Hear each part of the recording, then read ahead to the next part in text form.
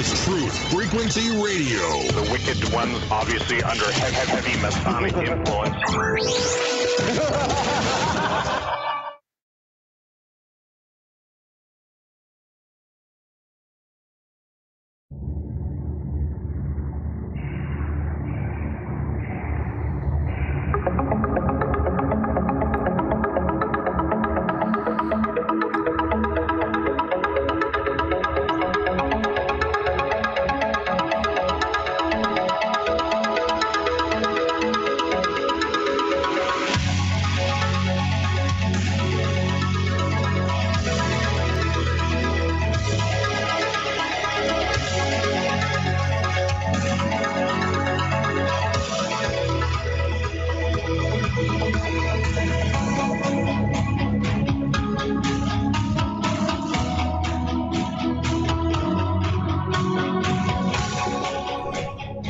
And greetings, Earth Explorers. Welcome to X Squared Radio. Both you at Truth Frequency Radio at TFRlive.com on audio and YouTube Live. Those of you that love to watch video here at the America Free Radio Studios. We're coming to you live from an undisclosed location east of the Appalachian Mountains. Sorry I was traveling the last few weeks, but that's just the way it is. When you're traveling, when you're in the air on Sunday night, they just won't let you do a live show from row 20F. This is where the past meets the future. In here, the results are always positive. We might go a little past your imagination, but have no fear. You will be safely traveling with us. Lots to go over tonight because, as you know, this begins the news week tomorrow morning at 6 a.m. when the news media begins their slow march toward propaganda heaven. These will be the headlines, but you're going to get the truth of it tonight. Let's begin by talking a little bit about the Religion of Peace report. Kind of an odd one tonight. I haven't seen one like this before. In the last 7 days, the Religion of Peace conducted 20 attacks. 20, that's a lot. They killed 59 innocent people, injured 45 innocent people, 0 suicide blasts. They must be coming to the end of their feedstock of people willing to strap a bomb on their bodies. And they spread their mayhem across 12 countries. So it looks like the beginning of the end for the Religion of Peace anyway. Very interesting news out about that the last couple of weeks. And we'll cover a little bit about that tonight. Because you see, the Global Syndicate is a very coordinated organization. I know it doesn't seem that way often because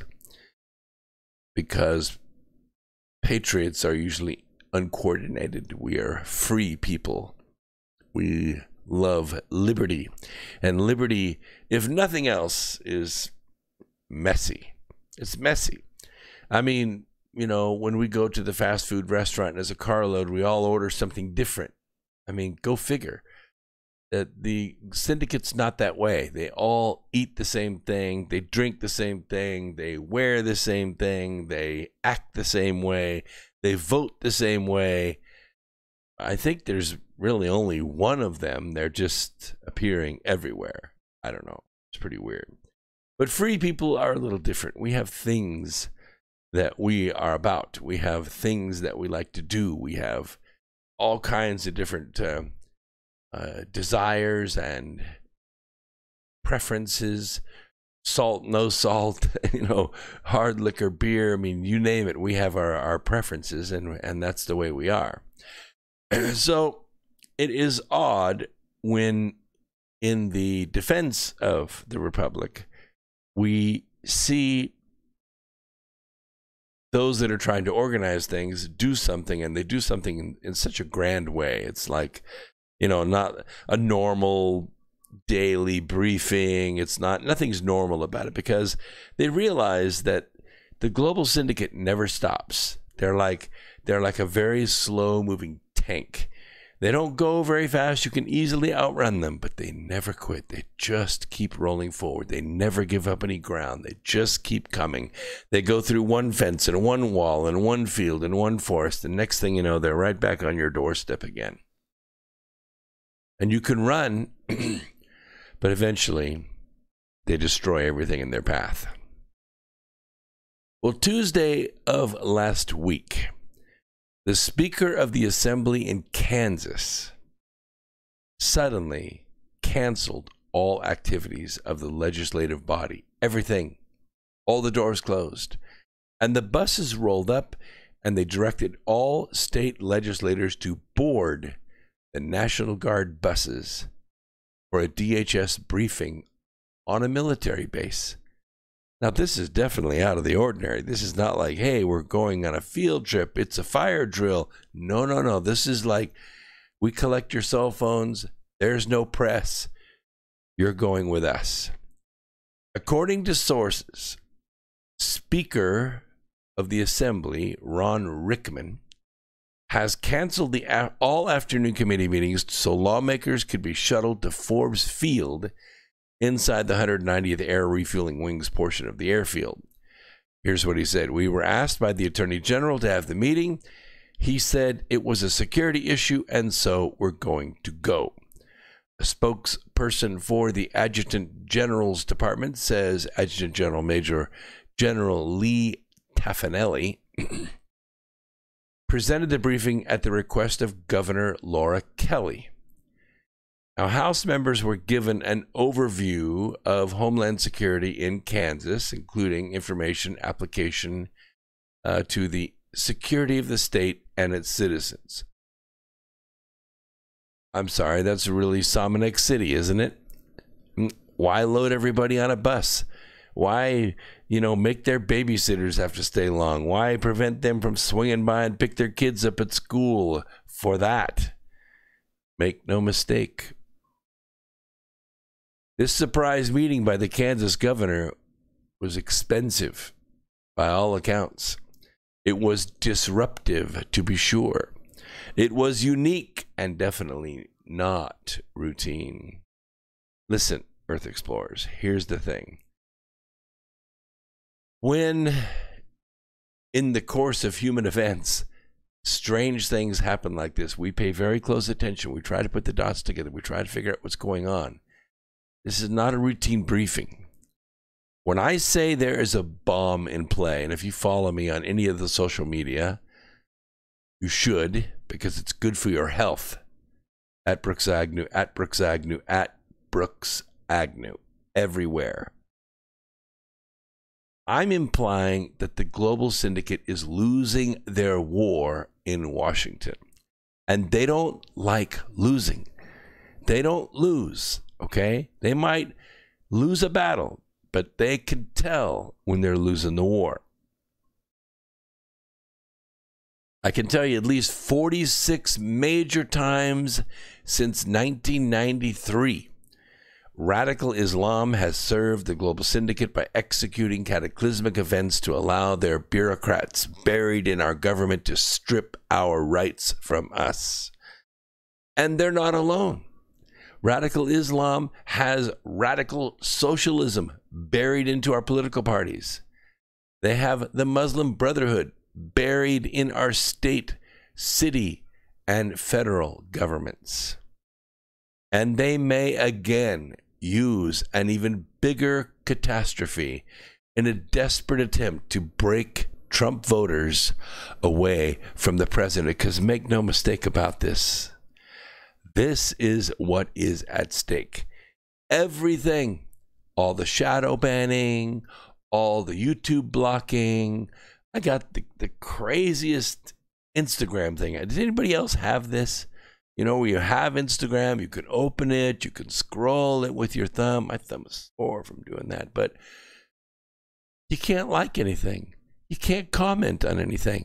As soon as you press the little empty heart, to turn it red, like, hey, I like this, it sends up a message that says you're dangerous to the community and we're here to protect our community. And so you can't comment on this. You can't like this. You can look. You can even post, you can even share, but you cannot comment and you cannot like. Isn't that weird? That's just really weird. It's been like that since January 1st. Strangest thing. Very strange. You see, the syndicate hates you. They hate you. They've always hated you. They've hated you since the first pilgrims sold everything they had to get on those wooden ships and sail across the sea and do anything else other than be an indentured servant. They hated you. They hated your great-grandparents, your grandparents, your parents, and they hate you. And they intend to re-subjugate you. You know what that means? It means to make a subject of you because they rule you. We talk all the time about the rule of law, the rule of law. No. This is the rule by law. And it's rule by laws that you don't get to be represented on. They're made by unelected people that sit in agencies, departments, bureaus, and administrations. They've been there for decades. They're buried in the bowels and the dungeons and the towers of these enormous agencies. And they write laws, thousands and thousands of them every single month. And they have force, and they have teeth, and they can take your stuff. And they can block you from speaking. Yeah. According to Politico, and this survey was released last Wednesday, 56% of voters expect the president to be elected next year, including 85% of Republicans and 51% of independents. If this election takes place, and that's a big if, the results will likely deal a crushing blow to the Democrat majority in the House, which will stop all the efforts that are going on right now to legally remove him from office. Now, I can tell you this is absolutely not what the Global Syndicate wants. They don't want that. The U.S. Geological Survey is reporting a magnitude 4.4 earthquake that has struck near Hutchinson, Kansas, same place this briefing took place. The quake took place at 2:08 today. Very shallow, by the way. Very shallow, 4.6 kilometers. 4.6 kilometers. We got oil wells deeper than that. That's not where earthquakes happen. Earthquakes happen, 75 miles deep, 100 miles, 200 miles. They happen deep in the ground. 4.6 kilometers? That's crazy. I mean, that's shorter than a 5K. Pay attention. Don't spill your water on your desktop. Never know. You might have a water syndrome on your mixer. Prior to being reviewed, the automated system at USGS initially reported the quake as being a magnitude 5.2, but for some reason, after professional review, the strength was downgraded to 4.4. Shaking was felt over a wide area, and reports come to the USGS describe the earthquake as a strong. Thus, it is reported as a 6 on the Mercalli scale. So King Northam, this has little to do with Kansas, but a lot to do with the subject upon which I am speaking.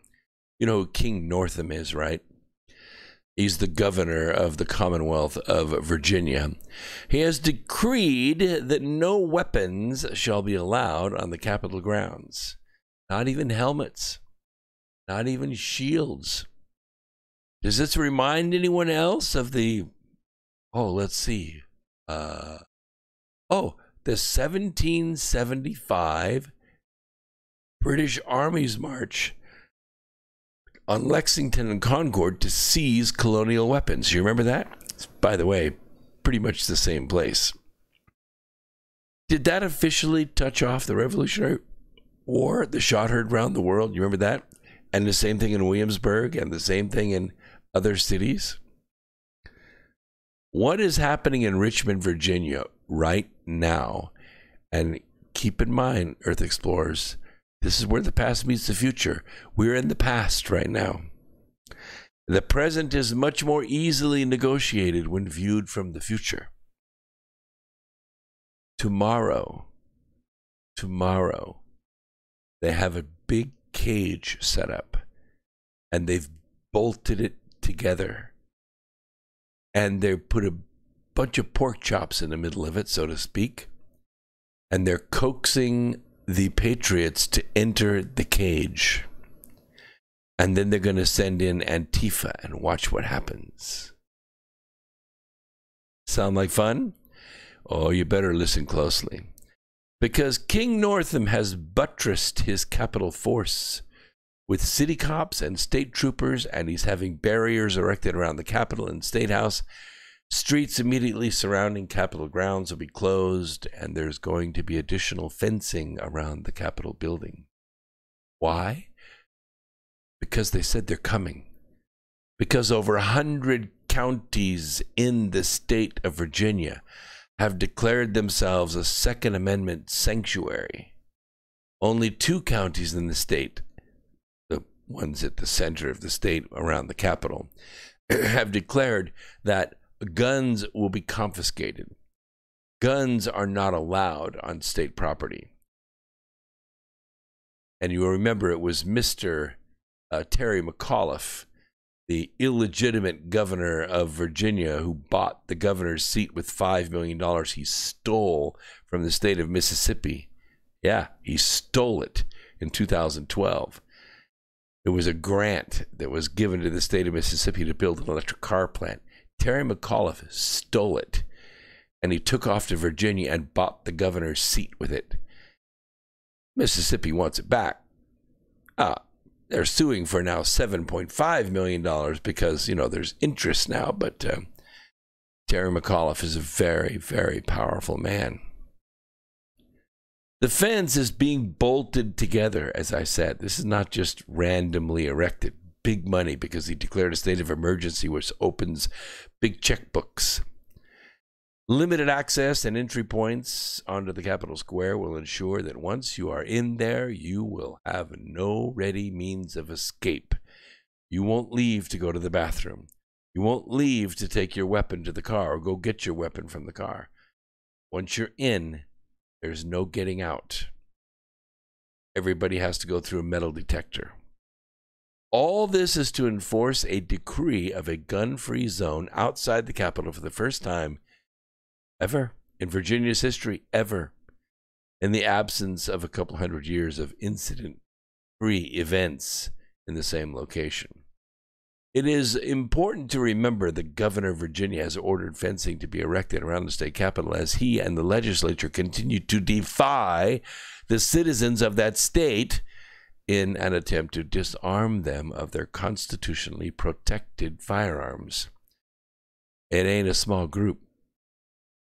Tens of thousands of people have said they're coming to Richmond, Virginia on Monday. That's tomorrow. To oppose the radical gun legislation which would disarm the public. First time ever in the United States. There will be lines of people all around the area that can't even get into the Capitol Square because there's not enough room. The people that do make it in are going to be in a killing zone. They run cattle through a chute before they give them the bolt gun. Just think about that. This means that if anything bad happens, you're not going to be able to get out. You're going to be unable to defend yourself. You're going to be unable to find usable cover or concealment. You remember a story we ran a couple years ago about a bike gang that went to Twin Peaks, for lunch, like they do every month, and had for a long, long time? You remember that? They showed up and there were SWAT trucks everywhere sitting outside the perimeter, a little ways away, maybe where they couldn't see. Once the bike gang got inside, they set their snipers up. Once they caused an altercation on the inside and the bikers came on the outside, they drilled them right in the head. Head shot, neck shot, head shot, neck shot. They slaughtered them. stacked them side by side in the parking lot like cordwood. No charges were ever filed. They conducted premeditated murder on these bikers, shot them dead in the parking lot, and they planned it. This event has turned into a violation of the rules of the three stupids. You know what those are, don't you? You don't remember your college days? Don't do stupid stuff. Don't hang out with stupid people. And don't go to stupid places. And nothing good happens after midnight. Remember that. I'm telling you. Listen, if you're thinking about going to this, if you're within earshot of me, if you know someone and you're in earshot of me, don't go into that cage they have set up. Don't go in there. That is a makeshift jail. Assemble in Williamsburg, stream your speeches, and go home. Do not enter into this fight because you cannot win. Virginia will not win. King Norman will win. Leave them to it and let the cameras spin on empty streets. You'll see I'm right about this one. I've looked at it from the future. Don't go in that cage. Nobody's going to tell your story. Not up close. They're going to have drones flying overhead. They're going to have talking heads describing who and what you are and how evil you are. But you're never going to be able to defend yourselves. You're going to be labeled domestic terrorists. All your pictures are going to be taken. Everything's going to be uploaded into the FBI database. You're going to be launched into fusion centers all over the country.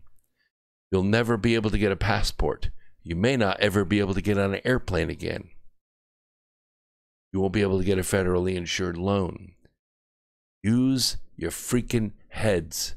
You are set up on this. Don't go. Don't go. You need to make this video viral right before these guys cross the county line to go into Richmond. Say, we heard Brooks last night on America Free Radio. It's a trap. Don't go. The prospect of full-on gun confiscation measures enacted by this king in Virginia seem more likely than ever. The legislation, by the way, which was introduced Tuesday of last week, would provide for an election to be held for the admission of certain counties and independent cities of the Commonwealth of Virginia to be admitted to the state of West Virginia as constituent counties. You know what that means? Yeah, that means that any county that wants to leave, a county, not the people, the county that wants to secede from Virginia will be accepted to West Virginia. Sound like a plan? Would you like to be a member of West Virginia instead of the Commonwealth of Virginia?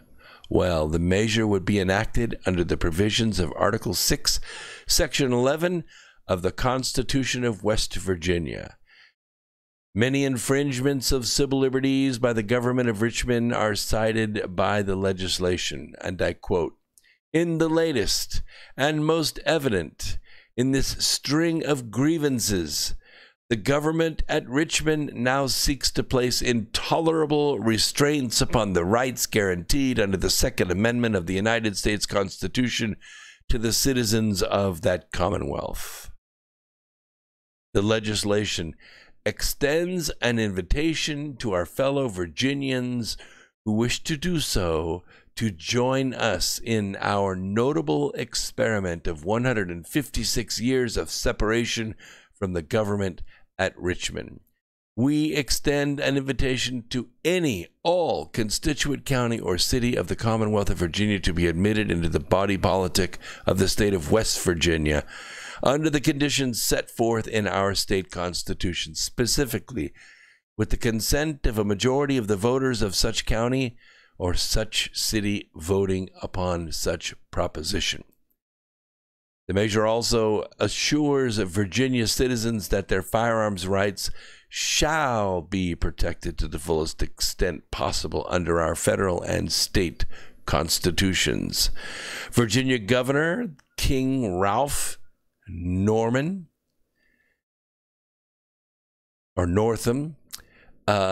declared that a state of emergency in a news conference Wednesday and banned all legally registered firearms from state capitol premises while pro-Constitution protests are slated to take place. You have your pathway laid before you, patriots. Take the fork. Take the fork. Suggesting that the violence may be comparable to that of the infamous Charlottesville Unite the Right rally in 2017, in which no gun violence occurred, and one young woman lost her life after she jumped on a boy's car and then fell on the ground and died of a heart attack on the way to the hospital. Northam declared a state of emergency that allows him to ban weapons, including guns, from the Capitol grounds. Much more to come. Don't go away. We're going to go to break. We'll be right back after this. More X Squared Radio at the America Free Radio Studios right after this.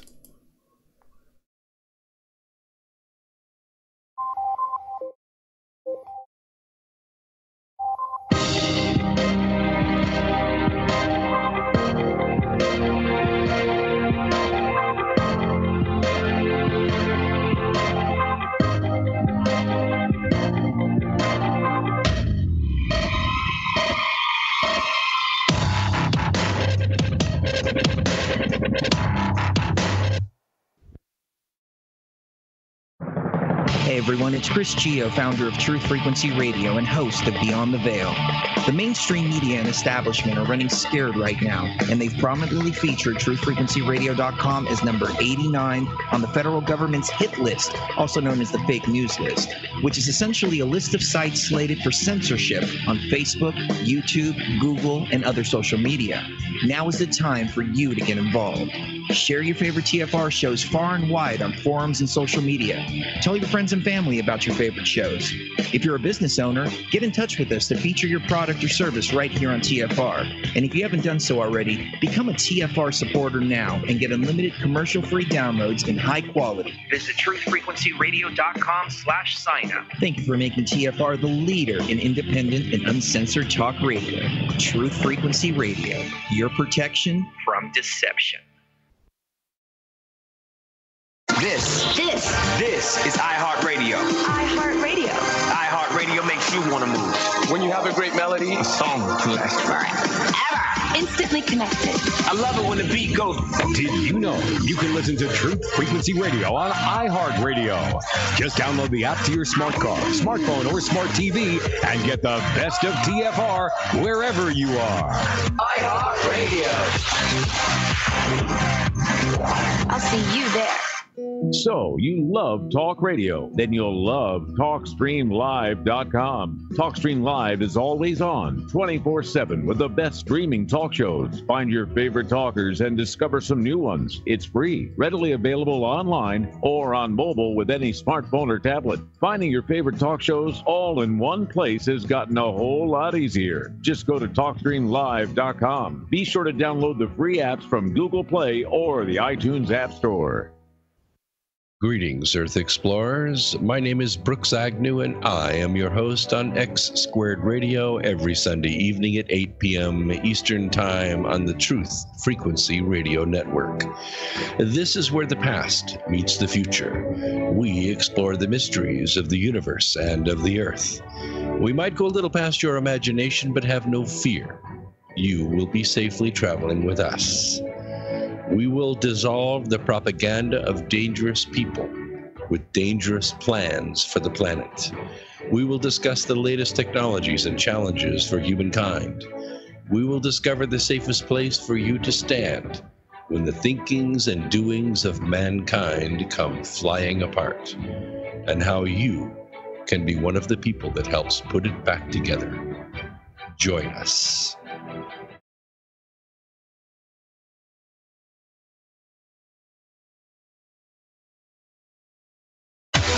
No hate, no hype, no fear. You're listening to Truth Frequency Radio. We are TFR.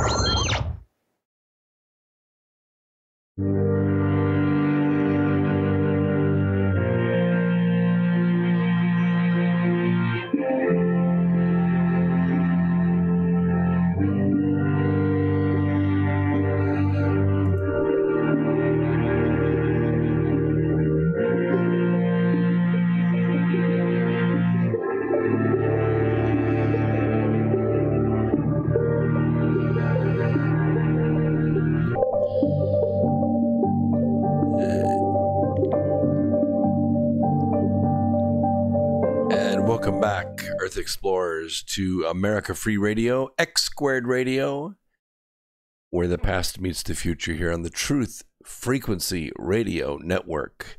Because this is where the truth freaks hang out. And we are not afraid to let our truth freak flag fly. By the way, congratulations to the Chiefs on their victory today. It looks like the Packers are having a bad night, so we'll see what happens. 49ers look like they're going to the Super Bowl, which, if you think about it, it's an all-red Super Bowl, right? No blue on national television for the Super Bowl. Maybe that's the way it should be. On the screen, you could see my link for my webinars. We started them in January on the 11th. Good turnout. The second class for that original class on January 11th takes place next Saturday. And then we go onward and upward from there. They had 2 hours, which is the 90-minute presentation plus a journaling workshop. You need to know how to keep a journal or you're not going to get anywhere. Writing things on your refrigerator, that's not the way to go. You need a class on how to keep a journal. The next class is on February 8th. And you can sign up by going to my website, brooksagnew.com, click on the webinars link on the left-hand side, and pick your date. There's one in February, one in March. We will have them throughout the year. Why? Because 2020 is the year of action. And this means you have to get off your porch and do something. And not the same thing you've been doing, because I can tell it ain't been working for you. You need a breakthrough. And I can just tell you the present is more easily negotiated when viewed from the future. So you need a pathfinder. That's what I do. That's what I do for the Fortune 500 my entire life. I'm good at it. I've made them billions of dollars. I've created tens of thousands of jobs. Now it's time to go to work for you. I'm making a transition in my life. I could keep doing it till I'm 70, but maybe I don't want to. You've been loyal listeners to this program. It's time I did something for you. Trust me. Best $47 you're ever going to spend on yourself. I want to say hello to a few people in the chat room. Got Agatha is there. A new person. What is Patco Incorporated? That's cool. I like that. You just keep posting out there. Dr. Strangelove's out there. Terry's out there. Let's see. MG's out there. David Caldwell, thank you very much.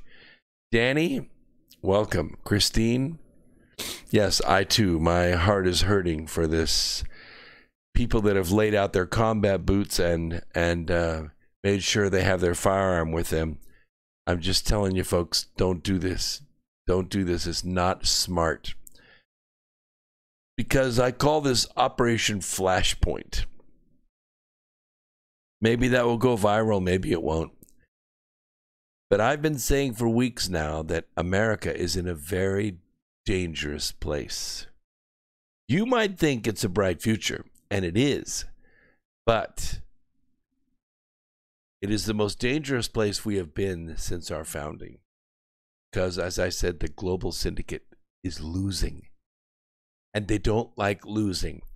Nancy is just a little too old and a little too drunk to do her job. Nadless?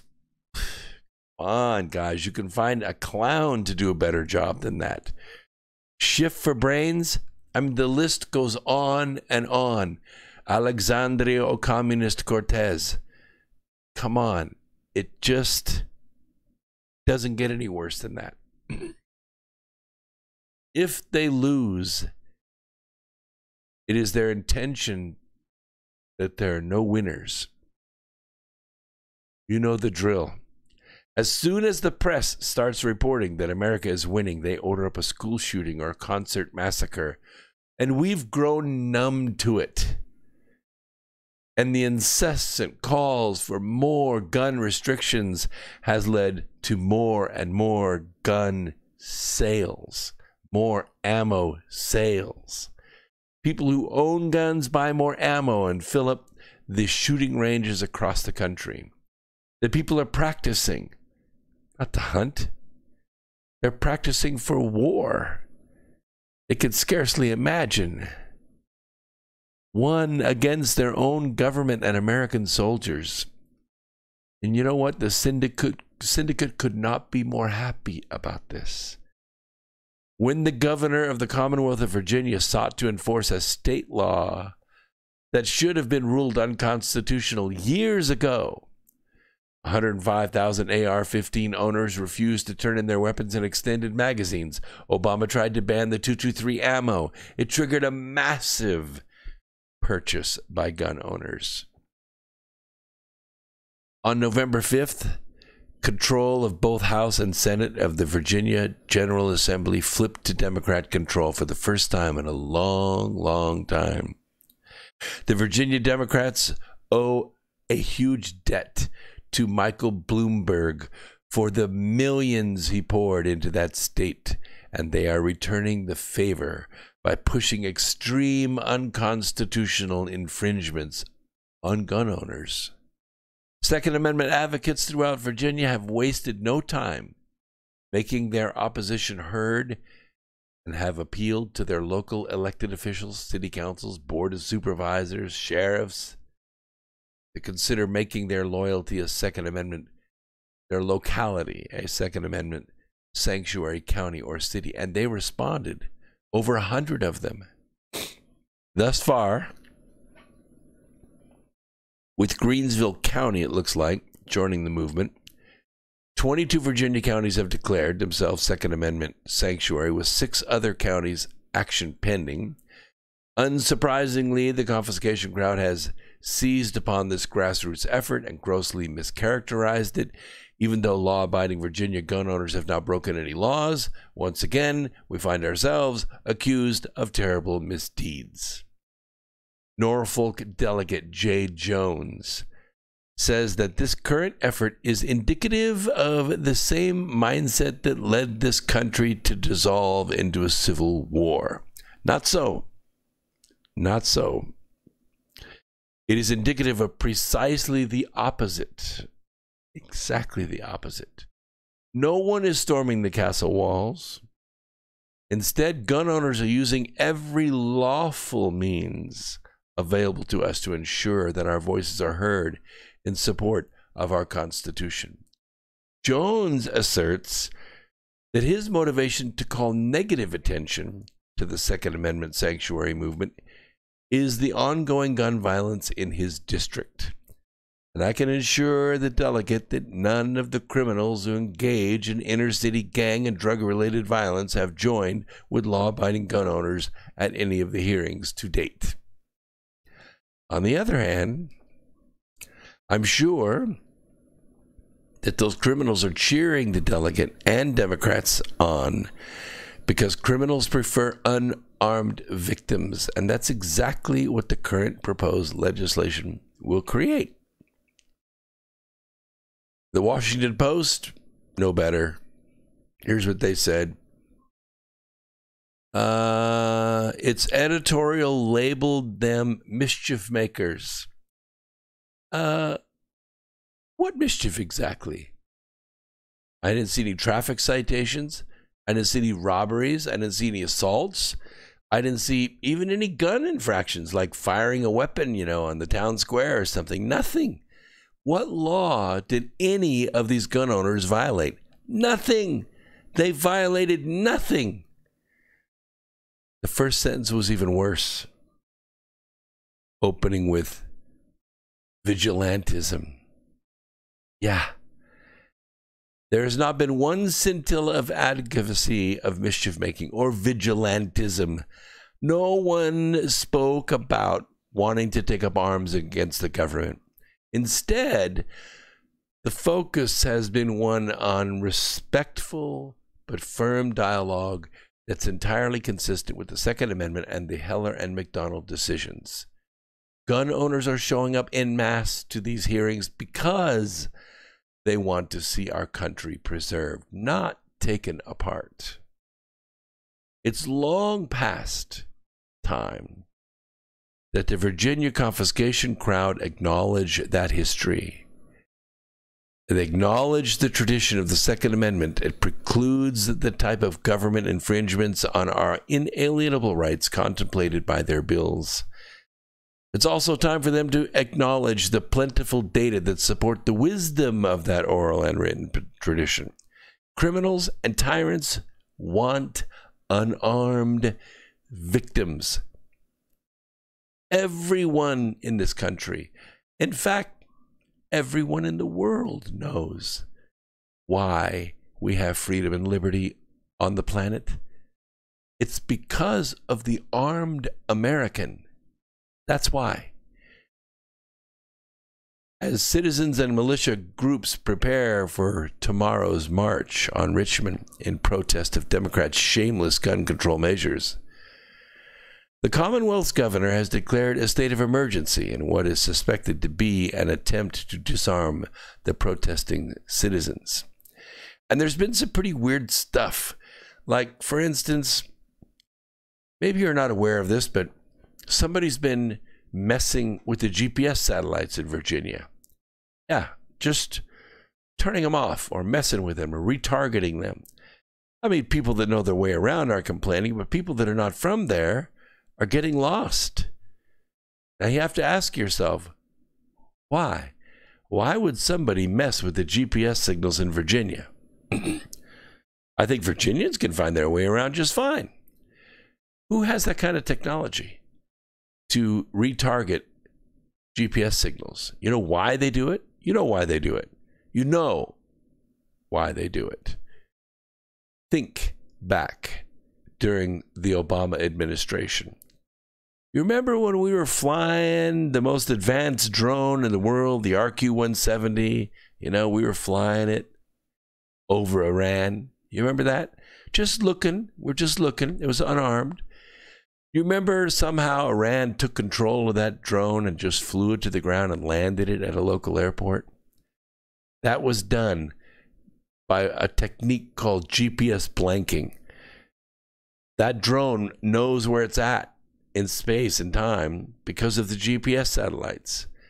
And so what they did on the ground is they just sent a fake set of GPS coordinates to it. And they flew the RQ-170 to the ground. The drone thought it was flying its route, but it wasn't. It was flying the route that was fed to it by the Iranians. That's how the drone got stolen. But we're talking about gun patriots here. We're talking about bus drivers. We're talking about retired police, retired military. We're talking about the best of the best. They don't have that kind of technology. Who would be doing that? Use your head. I'm trying to connect the dots for you here. Yes, that's right. The federal government has that technology. The federal military has that technology, not the state of Virginia. So why would the federal military be messing with the GPS? Well, there's more. There's more. There are lots of little perimeter testing things that are going on around Virginia. You get the feeling that maybe there's some federal eyes watching this, that they want to make sure maybe the state is not successful in slaughtering or imprisoning these people that march into that cage. Why do you think they built the fence like that and bolted it together? It's not to keep people out. It's to keep people in. It's to keep people in. Once they're in that cage, and something, anything, it doesn't have to be a gunshot, no. It could be a punch thrown. It could be an Antifa person let in there and just stir things up a little bit. Boom. It's declared a riot. Once it's declared a riot, the National Guard move in, they surround that cage, and guess what they have? They have a bunch of unarmed people that are there threatening the government. Vigilantes. Yeah. Oh, you think I'm making it up? Well, I can just tell you the theme music's already been composed. The script is already written. It's all already handed out to all the news actors. Everyone's going to stare unblinkingly at the teleprompter, and they're going to read that script. And you're going to hear the same words over and over and over again. And it's all going to sound like domestic terrorism, over and over again in your ears. That's what you're going to hear. Yeah, the quote. Credible intelligence gathered by Virginia's law enforcement agencies indicate that tens of thousands of advocates plan to converge on Capitol Square for events culminating on tomorrow. Yeah. Available information suggests that substantial number of these demonstrators are expected to come from outside the Commonwealth, and they may be armed and have their purpose not peaceful assembly, but violence, rioting, and insurrection. What? That's what's playing on the news. That's what's playing on the news right now. You see, I think it's much more likely that the syndicate thugs will be in disguise amongst the protesters. It is they who will fire the first shots, being skillful enough to step out of the way when the authorities shoot back. The executive order bans all firearms and weapons on Capitol Square and surrounding areas, but then takes an even more provocative twist. King Northam specifically listed personal protective gear, helmets, shields, their weapons in his order, meaning you better not show up with masks, helmets, gloves, or body armor. Of course, these rules don't apply to the armed state employees who will confront the protesters.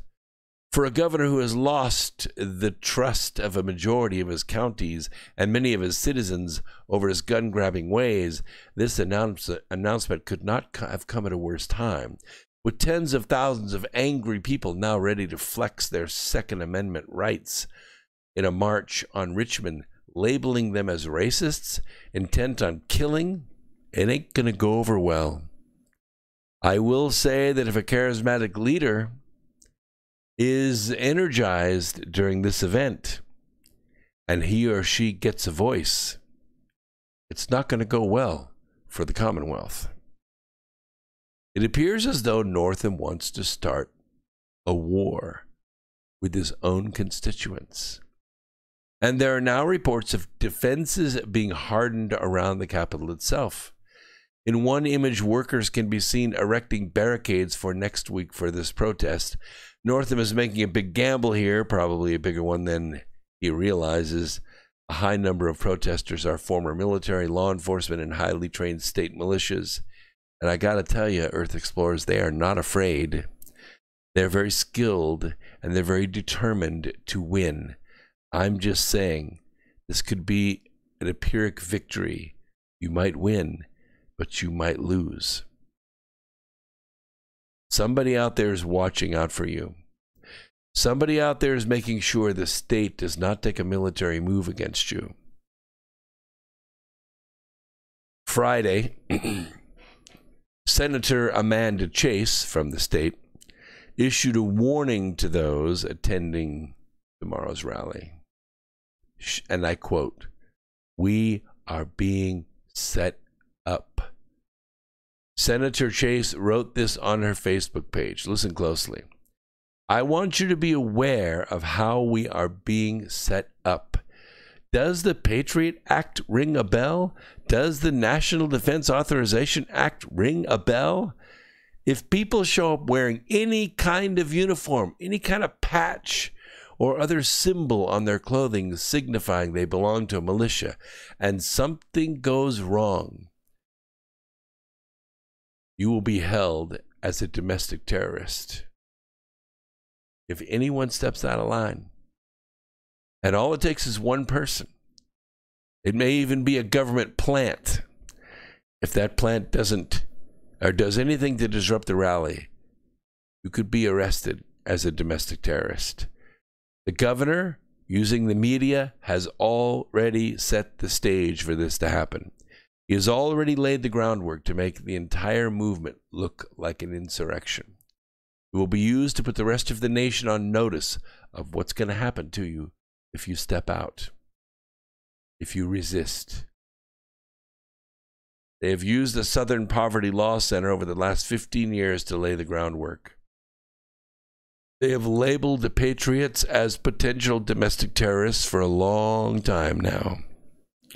Anyone who has ever been related to the Three Percenters, a militia, or just belonged to any patriot group at all, the groundwork has been laid to brand you as a domestic terrorist. I just got a message for you, people. Listen to me. There's still time. Choose another way. Don't walk into this trap. Even if you do nothing, your group is going to be infiltrated by spies and actors. They will throw a rock. They'll throw a punch. They'll turn over a car. You're going to get the blame. I recommend you meet somewhere else. Just march up the street and then just don't enter the killing field. Go to Williamsburg, the old capital of Virginia. Live stream your event on hundreds of channels, and the world will hear you. I want you to live to fight another day, and then vote your guts out in November and throw out the soldiers of the Global Syndicate. The new governor can undo everything King Northam has done. The only other choice is to begin suing the governor. File every single day. You must beat him at the ballot box. Petition the federal government to sue the governor. You need Trump behind you, and you can't get that support if they trap you into violence.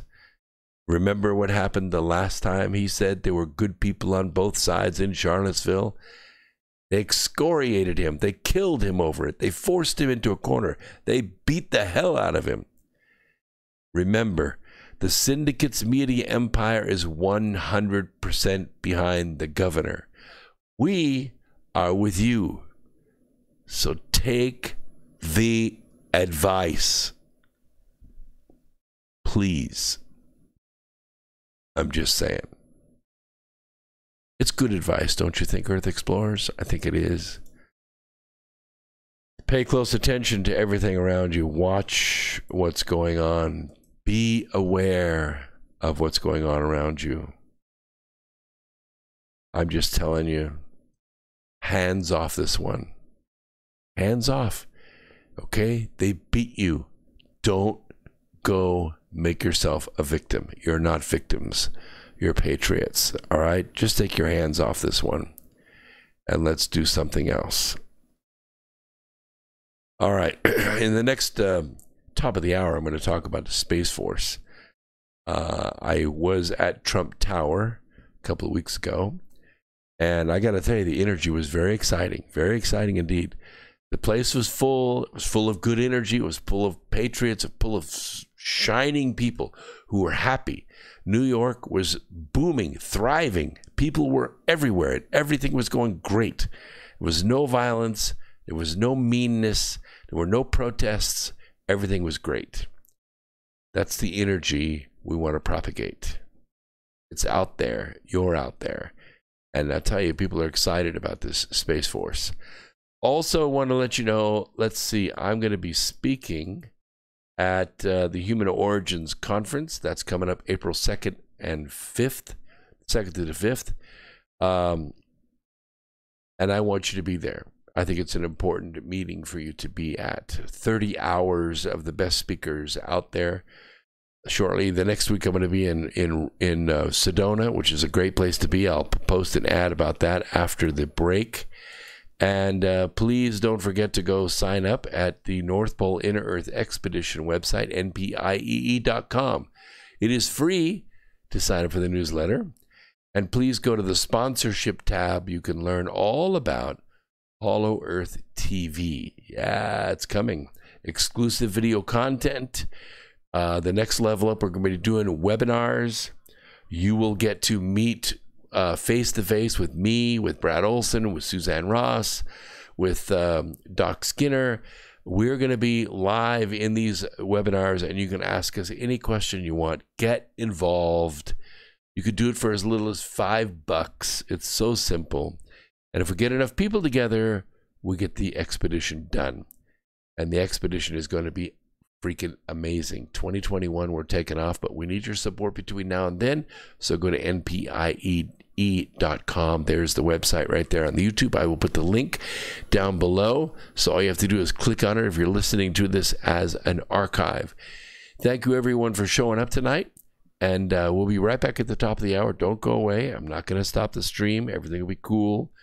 And we will continue on right after this break. Don't go away. More America Free Radio coming at you right after this.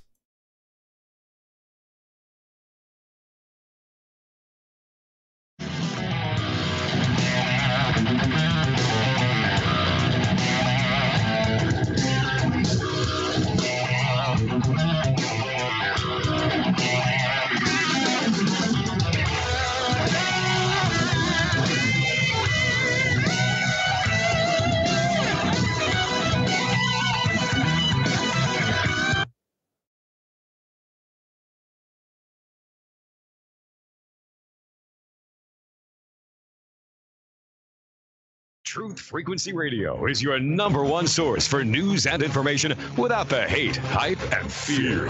We're proud to feature cutting-edge programs like Beyond the Veil with Chris and Cherie Geo, X Squared with Brooks Agnew, Paranormal Portal with Brent Thomas, Sharonism Raw with Sharon and Missa, Fearless with Frank Castle, Strange World with Mark Sargent, The Eye of Ra with Ra Castaldo, The Infinite Fringe with Billy Ray, Ironworks with Josh Corey, The Kev Baker Show, and dozens more. Did you know you can listen from any telephone by dialing 641-793-7117? Or call into your favorite show, toll free at 833-TFR-LIVE. Uncensored talk and news you won't hear in the mainstream media. Truth Frequency Radio, your protection from deception. Embassy siege over. Provocative behavior. I'm Michael Toscano. The Iraqi military has just announced all of the pro-Iran paramilitary protesters have left the perimeter of the U.S. Embassy in Baghdad after a day and a night of rock throwing and starting fires. The Popular Mobilization Forces umbrella group, which wants the U.S. to withdraw forces from the region, made the call to stand down in response to a request from the Iraqi government.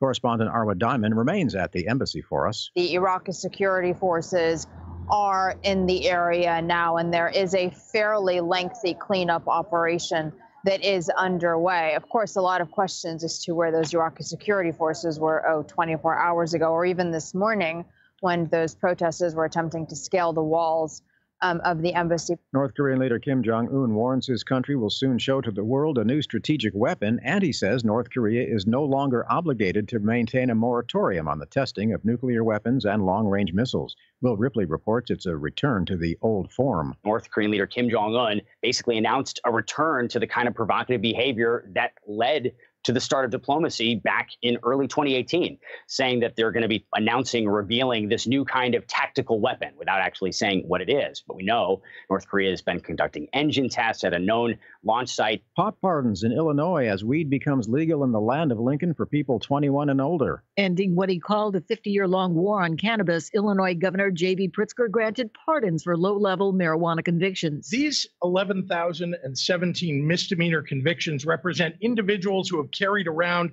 with them a stain on their records for possessing less than 30 grams of cannabis, a stain that has very often prevented them from obtaining housing or jobs or benefits. State officials said about 116,000 convictions are eligible for pardons under the new law. I'm Barbara Cusack. I'm Michael Toscano. You must unite Christian citizens. We are TFR, Truth Frequency Radio.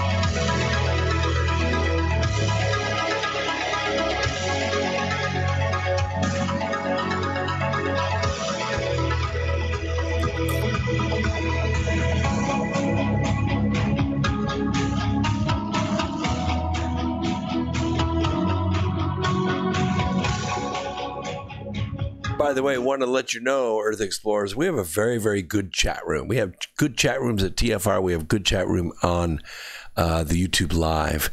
And I was just reading them, during the break, and I look at David's tweet, and he said, circa 1960s, what if they threw a war and nobody came? Yes, I remember the poem, actually. It was written by Carl Sandburg. He was born in 1878, died in 1967. Now, in the poem, it was said by a little girl who sees a group of soldiers marching in a parade. And it is from a part of the poem in which Sandburg seems to foresee the potential devastation of a second and possibly a third world war. So I'm going to read for you this section that is pertinent to this, and I think you're going to get a little bit different feeling about that statement. And I quote, "The First World War came, and its cost was laid on the people.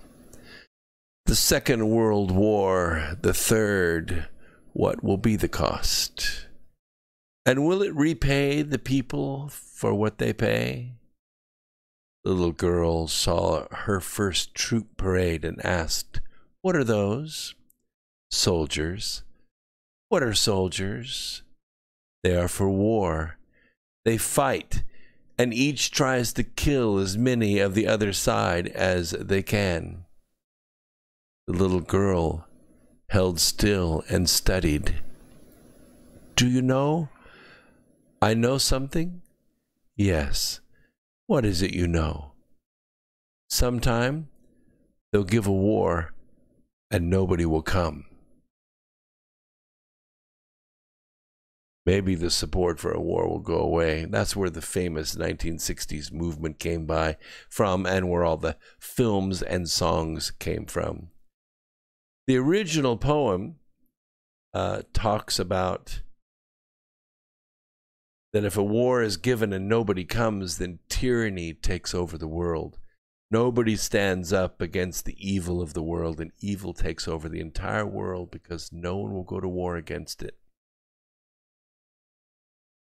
Because we know from history, and this is where the past meets the future, right here at America Free Radio, that evil has its way if and only if good men do nothing. And I get the feeling that there's a subcurrent out there that wants to do nothing. And that's exactly what the Global Syndicate wants. They know you don't get angry anymore when you see the body bags, when you see caskets with American flags draped over them. You don't get angry. We have a tendency to say, not one more life, not one more boy or girl is going to die. Yeah, because the causes of wars have been twisted. They've been twisted by bankers. They've been twisted by churches. They've been twisted by imams, and they've been twisted by popes. And that's why our hearts break. I used to think when I was a little kid, the next war we have, we'll just get the two leaders, just the two guys that are behind it, and we'll put gloves on them, we'll put them in the ring, and they can beat the crap out of each other. And the winner wins and save all the lives. But that's not the way it works. That's not the way it works. We don't just come together and say, oh, I don't like what you said. I don't like the way you worship. It's, I don't want you alive on this planet anymore. And we're going to continue to wipe you out until you don't exist anymore. And you could say, oh, well, okay, they gave a war and I'm not coming. And everybody will die except them. Or you can stand the way this nation stood and say, no more. We will not live on our knees. We may die on our feet, but we're America. And over the last 25 years, they've tried to cut us and bleed us and chop us down into little pieces. Diversity, they call it, but diversity comes from the root word divide. So they have divided us. They've cut our legs off, cut our arms off, cut our noses off. They've cut our tongues out. Oh, the tongue has a representative over there, and the legs have a representative over there. And let's not forget about the hands. We cut the hands off the arms, too. They got to be represented. Everybody has a voice, but guess what you don't have? You don't have a body. This nation is only strong when we are united. We are not strong when we are divided. We are not strong when we are diversity. We are strong when we are united. Freedom and liberty exist on this planet for one reason and one reason only, and that's because patriots decided to fight for it. Oh, we declared it. Bombastic as we were in our blue uniforms, we had no money, no weapons, no training, no army. But we declared our independence. And how long did it last? It lasted, 25 years, and they were back with another army to defeat us again. This time we fought to a stalemate, much more respectable. Then they came at us again. They drew us in 1915, 1913. Then they continued that war in 1941. And we've been fighting permanent wars ever since. Why? Because the Global Syndicate wins when we have a permanent war culture. When we use war as a method of colonialism, we are evil. We're them. That's not what we're supposed to do. That's not what we're supposed to do. So let's talk a little bit about the Space Force. And it all applies. It all applies, and I'll tell you why. When it comes to strategy and tactics, strategy is where you're going to take land, what ground you're going to hold, where you're going to march. Tactics are how you do it. Do we drop from the sky? Do we use armor? Do we use drones? Strategy and tactics. Two different mindsets, two different thinking. Strategy, you have a tendency to wear cufflinks. Tactics, you have a tendency to wear mud. Big difference. But there's something about strategy and tactics that cross together. They blend together. It's called the high ground. You hold the high ground. You march from the sun. You have certain things that you do to give you the natural advantage. I was sitting with George Norrie 2 weeks ago. Oh, let's see. No way. It was last Sunday. Yeah. I was sitting with George Norrie in Boulder, Colorado, and he asked me a couple of, very powerful questions. He asked me who was the Global Syndicate. He asked me, why go back to the moon? What is it about the moon? We stopped going in 1972 and we haven't been back. And I said, yeah, we had 2 completely paid for launch engines sitting there, double crews, all trained up. All the money was spent and we didn't go. Why? I said, because America had lost its flavor for it. We'd been to the moon. We walked on the moon. We hauled rocks back. And we decided that, there was nothing exciting about the frontier anymore, and so we didn't go. We didn't do anything. We took the money and spent it somewhere else. But now we're in a different place because the strategy hasn't changed. He who holds the high ground holds the advantage. And the high ground is the moon. It used to be what's in orbit. Yes, it did. It used to be 10,000 active satellites. I don't know how many inactive satellites, but now with the technology that we have on the ground and the technology we have into space, satellites are pretty not defensible.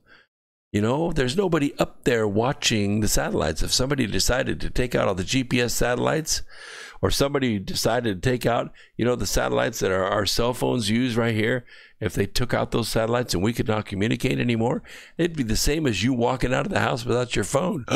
No. No, I can't walk out of the house without my phone. Yeah. Talk about going back to the Stone Age. Oh my gosh. We can't even order food without our phone.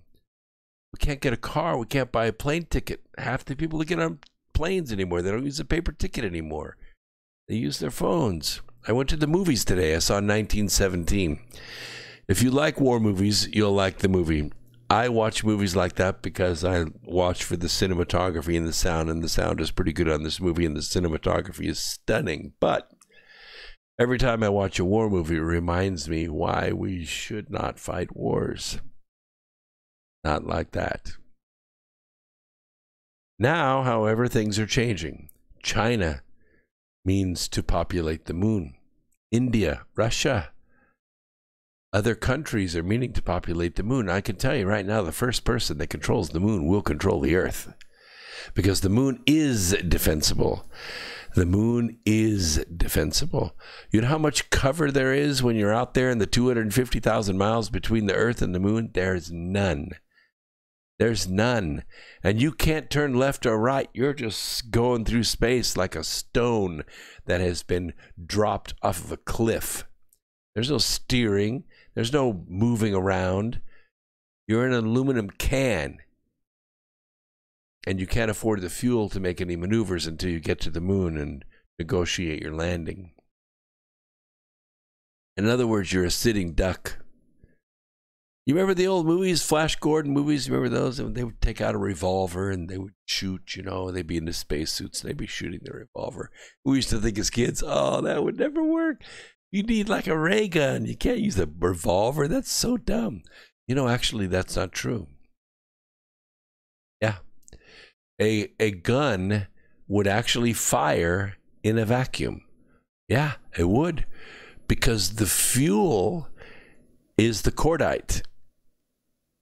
And locked in the cordite is the oxygen it needs for the reaction.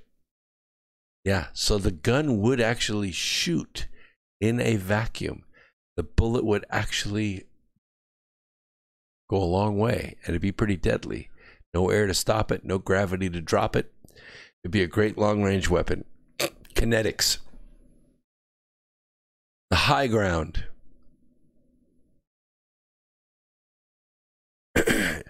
David says, our legal system calls for a judicial review to determine any government action as unconstitutional. It's true, but that doesn't get you alive. When you're dead, it doesn't matter if you win your court case. These things are going to happen really, really quickly, and the consequences are going to be permanent.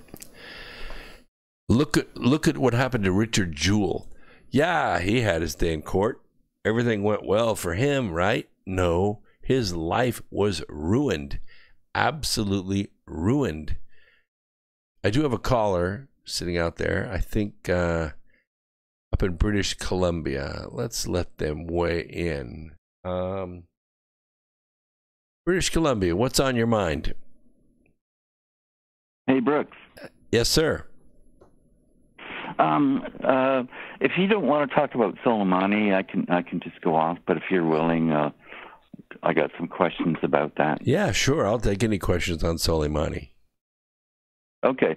So, what do you think of the whole assassination? Like, what's your view on it?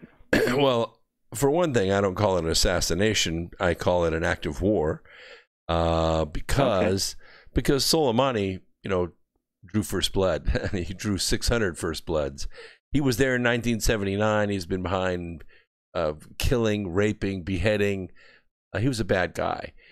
Normally, he stays in Iran and runs things from behind the show. He's a general. And he's usually surrounded by kids, or his office is on the top of a hospital or something. You can't get to him. That's not our way. We wouldn't do that. But this time Soleimani did something he's never done before. He went to Baghdad. He was outside his protective realm, and we knew it. He was going to Baghdad, and he was up to no good. No good at all. He would never, ever come out of the protection of Iran. Not like that, unless he had something big going on. We spotted him, we knew it, and we took him and just his group out. Call it assassination if you want, but we've been at war with this guy for a long, long time, since he took the hostages in 1979. So you're supporting that whole movement? Oh, absolutely. I think it's great. It's wonderful. No collateral damage.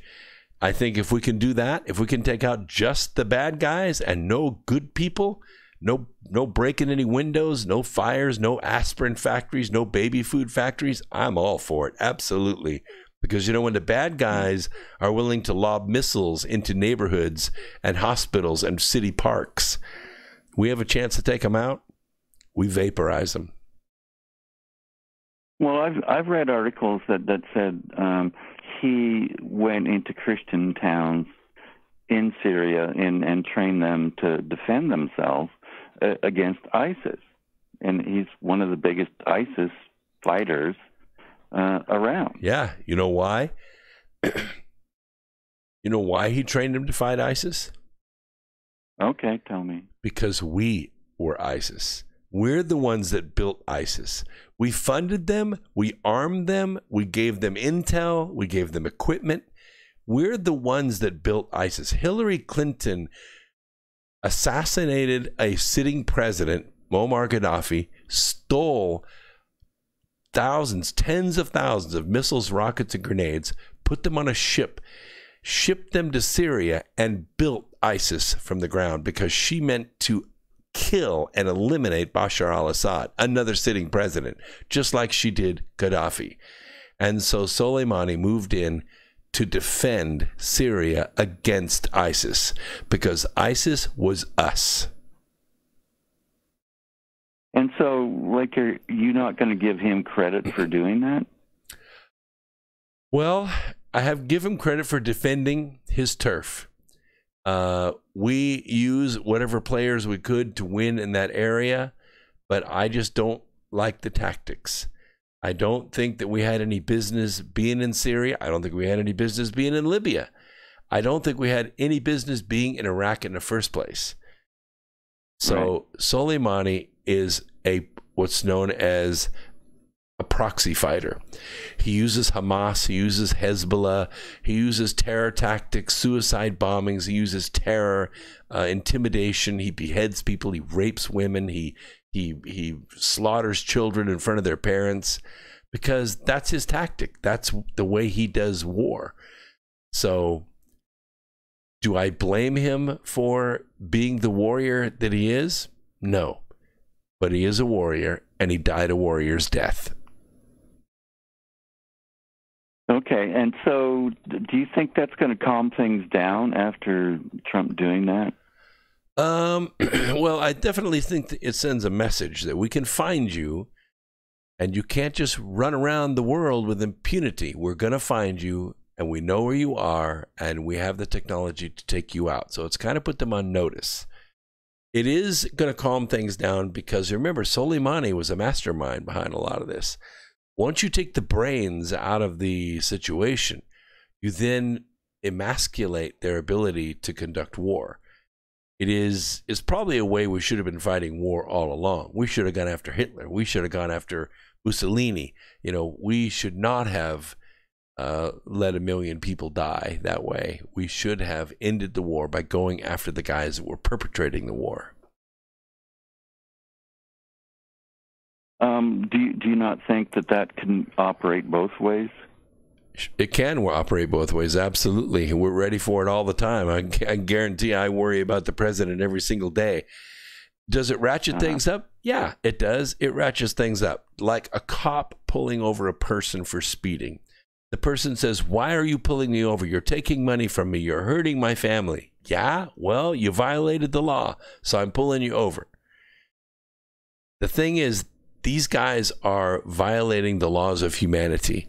They're committing genocide, and taking them out, if it brings them out where they have to fight us, they have to lay down their masks, and they have to pick up their battle axes, and they have to come out and fight us, then that's a good thing.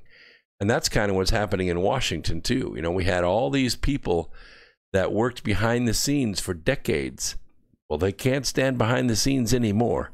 They got to come out in public, and they got to show us who they really are. And now we can see them.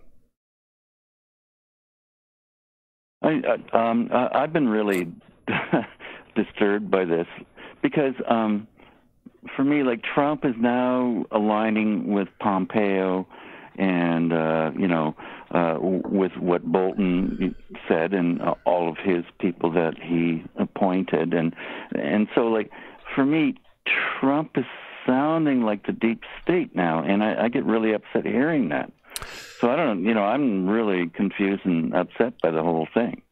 I respect Trump that he does appoint and hire people from, let's just call them the neocons, Bolton and others.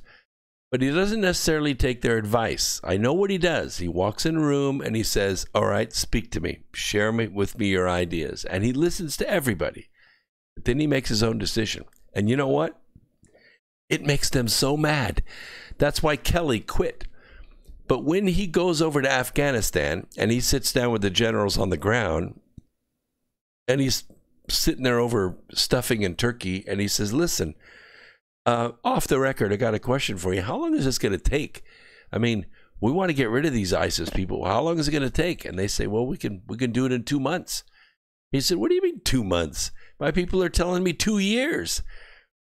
And the general said, "Well, you're talking to the wrong people." And you know what President Trump did? He flew back from Afghanistan and he fired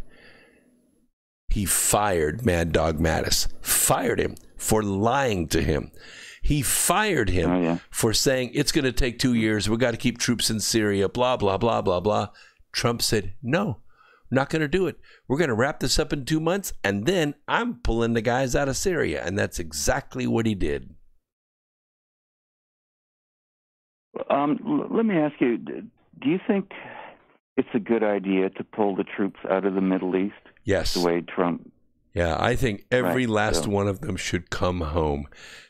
Everything, and destroy the equipment we leave behind. Every Jeep, every gun, every plane, every helicopter should be cut to pieces. Every weapon of war should be de-wadded. Okay, so do you think that Trump is going to act on that? Yeah. Because he did run on that platform. Absolutely he did. And he fought Washington tooth and nail every step of the way. In fact, it came close to costing them this 2020 election. He's kind of laying low right now. He's got about 8 months to go. He's going to let this run its course. But when 2020 comes and he's finally elected, the impeachment business? Well, impeachment's just a show. There's a lot more going on than that. A lot more. They're trying to remove him from office one way or the other, and I think they're threatening his life too and the life of his family. Yeah. But I think once that's clear, then he's going to withdraw everybody. Okay, so I was going to say, John Barber. Do you know him, John Barber? I've heard the name. Well, he's saying that there's three great events in American history. One's the Revolution. Second is the war, the Civil War, and third is the JFK assassination. And unless that's resolved, it's going to go downhill, and it has gone downhill from that time. And I'm different on just one thing. The Revolutionary War, absolutely. Civil War, absolutely. But I differ with the JFK. I think it was 9/11. Because during JFK, we really didn't give up any of our rights. But 9/11, when 9/11 happened, we voluntarily gave up so many of our rights. That changed everything. That changed the world. That's a really good point. Really good point. So, but okay.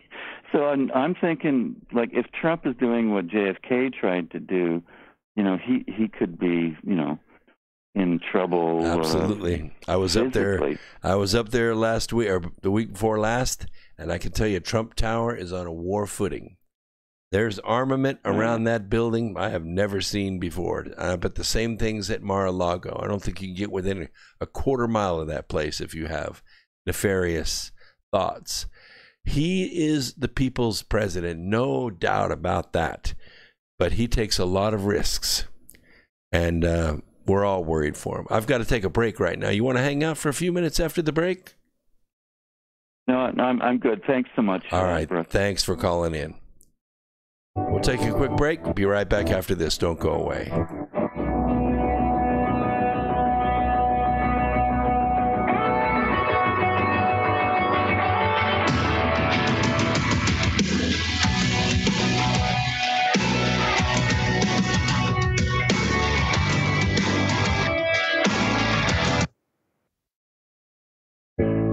The reviews for Extendivite are amazing. Here are some from Amazon. September 2018. Extendivite works in keeping my blood pressure in the normal range. I've been using Extendivite for many years now. May 2018. Great product. I use regularly and I rarely get sick. March 2018. This product has relieved what appeared to be angina pain in my chest and shortness of breath after climbing stairs.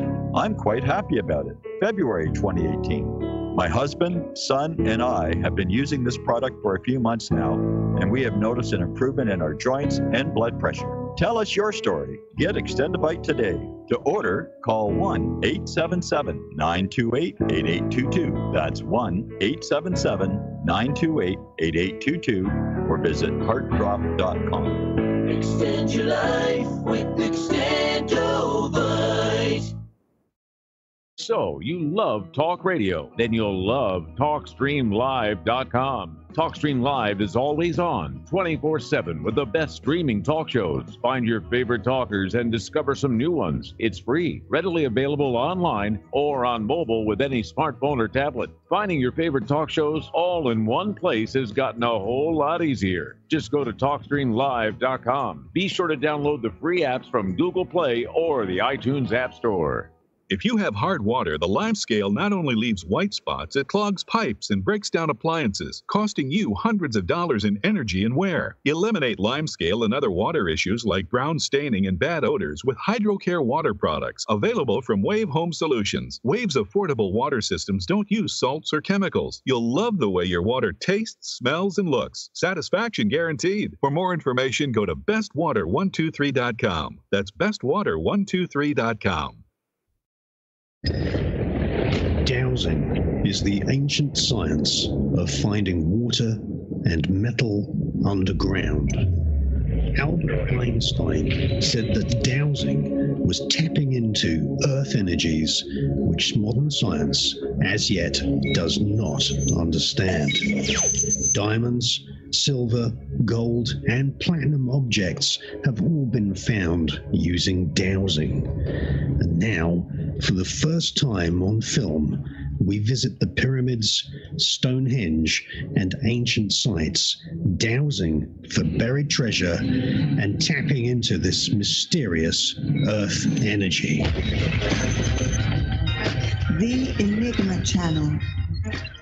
Intelligent television for planet Earth. EnigmaTV.com.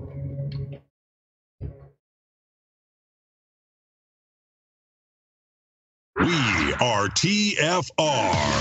My faith in destiny is all I need to prevail. Truth Frequency Radio.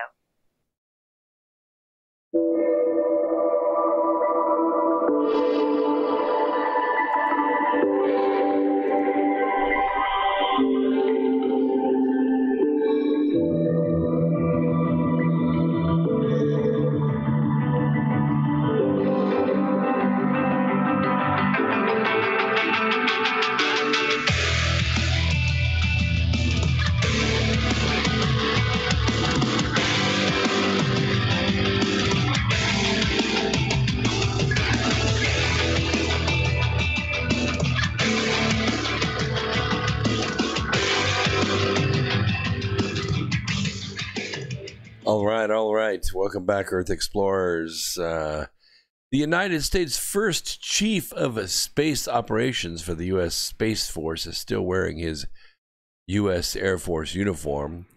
But I'm not in the Air Force anymore, says General John J. Raymond. I'm in the Space Force. You notice I did a little wardrobe change during the break. I'm now wearing my official Space Force hat. 2 days after being sworn in by Vice President Mike Pence as Chief of Space Operations, Raymond remains, for now, the only official member of the newest branch of the U.S. Armed Services. Space Force was signed into law December 20th by President Donald Trump. There's a lot of planning going on, Raymond told Space News. Raymond and his Defense Secretary Mark Esper and the Defense Secretary Mark Esper on January 15th briefed Trump on the initial steps in the organization of the Space Force. I thought it was important and when we give him an update on what we did on day one and where we're headed. It was a really good conversation. It was Trump who directed the Pentagon in June of 2018 to establish a U.S. Space Force, but it wasn't until Congress passed the latest National Defense Authorization Act and the president signed it into law that it actually came into being. This is the president's vision, said Raymond. We're moving out to implement it. Raymond reports directly to Air Force Secretary Barbara Barrett. For the next year, he will be dual-hatted as a commander of U.S. Space Command and chief of the U.S. Space Force. He oversees staff in Colorado Springs and in the Pentagon that are helping plan the new service. There are a lot of decisions to be made. Even though his uniform says Air Force, military ID says Space Force. Man, I would like to have one of those. That would be cool, wouldn't it? I'm a little too old to enlist, though. I'm excited about it. As you know, coming up this summer, let's see here. Yes, I think I have it right here. Come on, I got it here somewhere. Oh, I must have replaced it. I had the Contact in the Desert, which is coming up May 29th. I'm excited about that. That's going to be a big event. It's the biggest UFO conference in the world. This year, they're going to have probably 6,000 people there. That's like huge, huge. I am going to be giving the Saturday night main talk at Contact in the Desert. Yeah, this is a big deal. This is the big room, And my subject is asteroid mining and the future of energy. And it is going to be a pretty amazing presentation. I've been working on it for about 3 months, and I've got about 3 months to go on it. I'll have everything together. In April, I am meeting with a company that is building asteroid mining equipment. They're actually putting equipment into space, and they're preparing a new kind of retro rocket for moon settlement. And I'm going to hold one in my hands, and I'm going to try and talk them into letting me take one to Contact in the Desert and hold it over my head if I can, and show people that this is real stuff, that is real space stuff. So how does this all go? I mean, in 1972, everything was, great. We were lighting the candle, Apollo. We were sending, men to Mars, or men to the moon. And then all of a sudden it stopped. Now, yes, there are all kinds of rumors about a secret space program, and there's a space command, and there are people lecturing around the country that talk about, giant submarines that can lift into space, and we visited other star systems, and the jury's still out for me. I'm a scientist. I'm a fact guy. I need to have something in my hands. I need to have it, like right here. Now this is real right here. This is real. I know because when I push the button,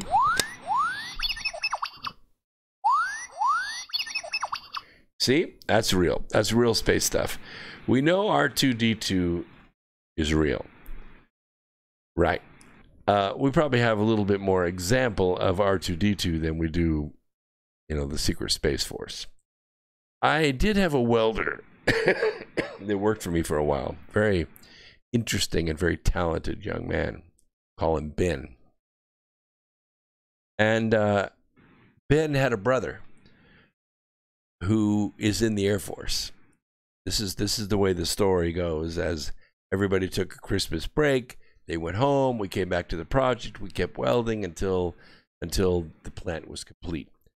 But while they were away on Christmas vacation, the Air Force brother happened to be there. And of course, because Ben had been hanging around me for a while, he had all these new questions in his mind. And one came up in between the pumpkin pie and the Cool Whip, which was, have we been back to the moon? And his Air Force brother said, we've been back to the moon many times. And he works at NORAD. Now, it's hearsay. It's hearsay. It would have been hearsay if Ben's brother had told me, because I really need to see the evidence. So it was double hearsay. The point is that if we had equipment that was able to lift off of Earth, break Earth's orbit, which is where the majority of the energy is required to make this happen, don't you think it would be using it?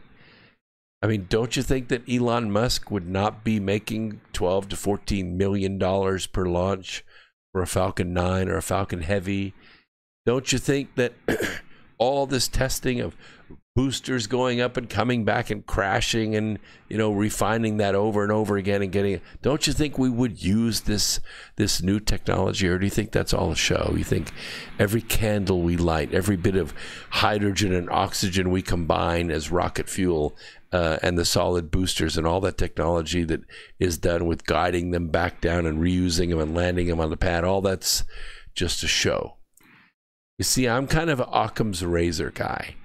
I cut away all the stuff that's bull, and what's left is usually the truth. And what's left for me is, this is what we got. This is what we got. If you were in a spacesuit and you were floating in space, you know, this is ground control to Major Tom, you know, that kind of stuff, floating in space.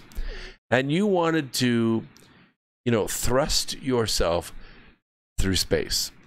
And you had next to you a bag of baseballs. And a baseball weighs about a pound. And you were in the spacesuit, you're still limber, you still got a good arm on you. You were able to take that baseball and you were able to throw it, let's say 40 miles an hour. That's a pretty good arm. You throw that baseball 40 miles an hour, you're going to create about 2 pounds of thrust. 2 pounds. So you're going to push your 100-kilo body, 200 pounds, you're going to push it with 2 pounds of thrust. That's, you know, a little bit. But let's suppose you wanted to really, you know, break Earth's gravitational pull. So you'd have to throw one ball a second, and you'd probably have to throw it for about an hour to get enough velocity to be able to move away from Earth's gravitational pull, to actually go out into space. And the speed with which you'd have to throw the ball would be about 2,100 miles an hour. I know. Let's say you have a baseball gun, okay? You have a gun, it's going to shoot this baseball out the end at 2,100 miles an hour. And you did it once per second. Then you could get enough thrust to get your 200-pound body to break Earth's gravitational pull. But see, there's a problem. There's a problem. Because you got to launch one baseball per second for an hour. Well, that's 3,600 seconds, right? So you got to have 3,600 baseballs in your bag. Well, now you're not 200 pounds anymore. You're 3,800 pounds, plus the weight of the gun. And now you see the issue that we have.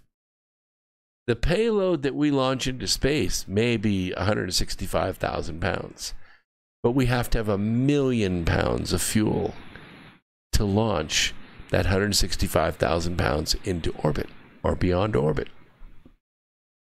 And that's the issue. And that's why the cis-moon space, this is the space between Earth and the moon. Right now, a few hundred miles of it is taken up with satellites. And then if you go out about 12,500 miles, you have geosynchronous satellites that don't revolve around the Earth. They're kind of stuck to Earth. They hang, you know, right over LA, or they hang right over St. Louis all the time. Earth is rotating on its axis because it's round. And the satellite is pegged to the Earth, and it stays in that geosynchronous orbit.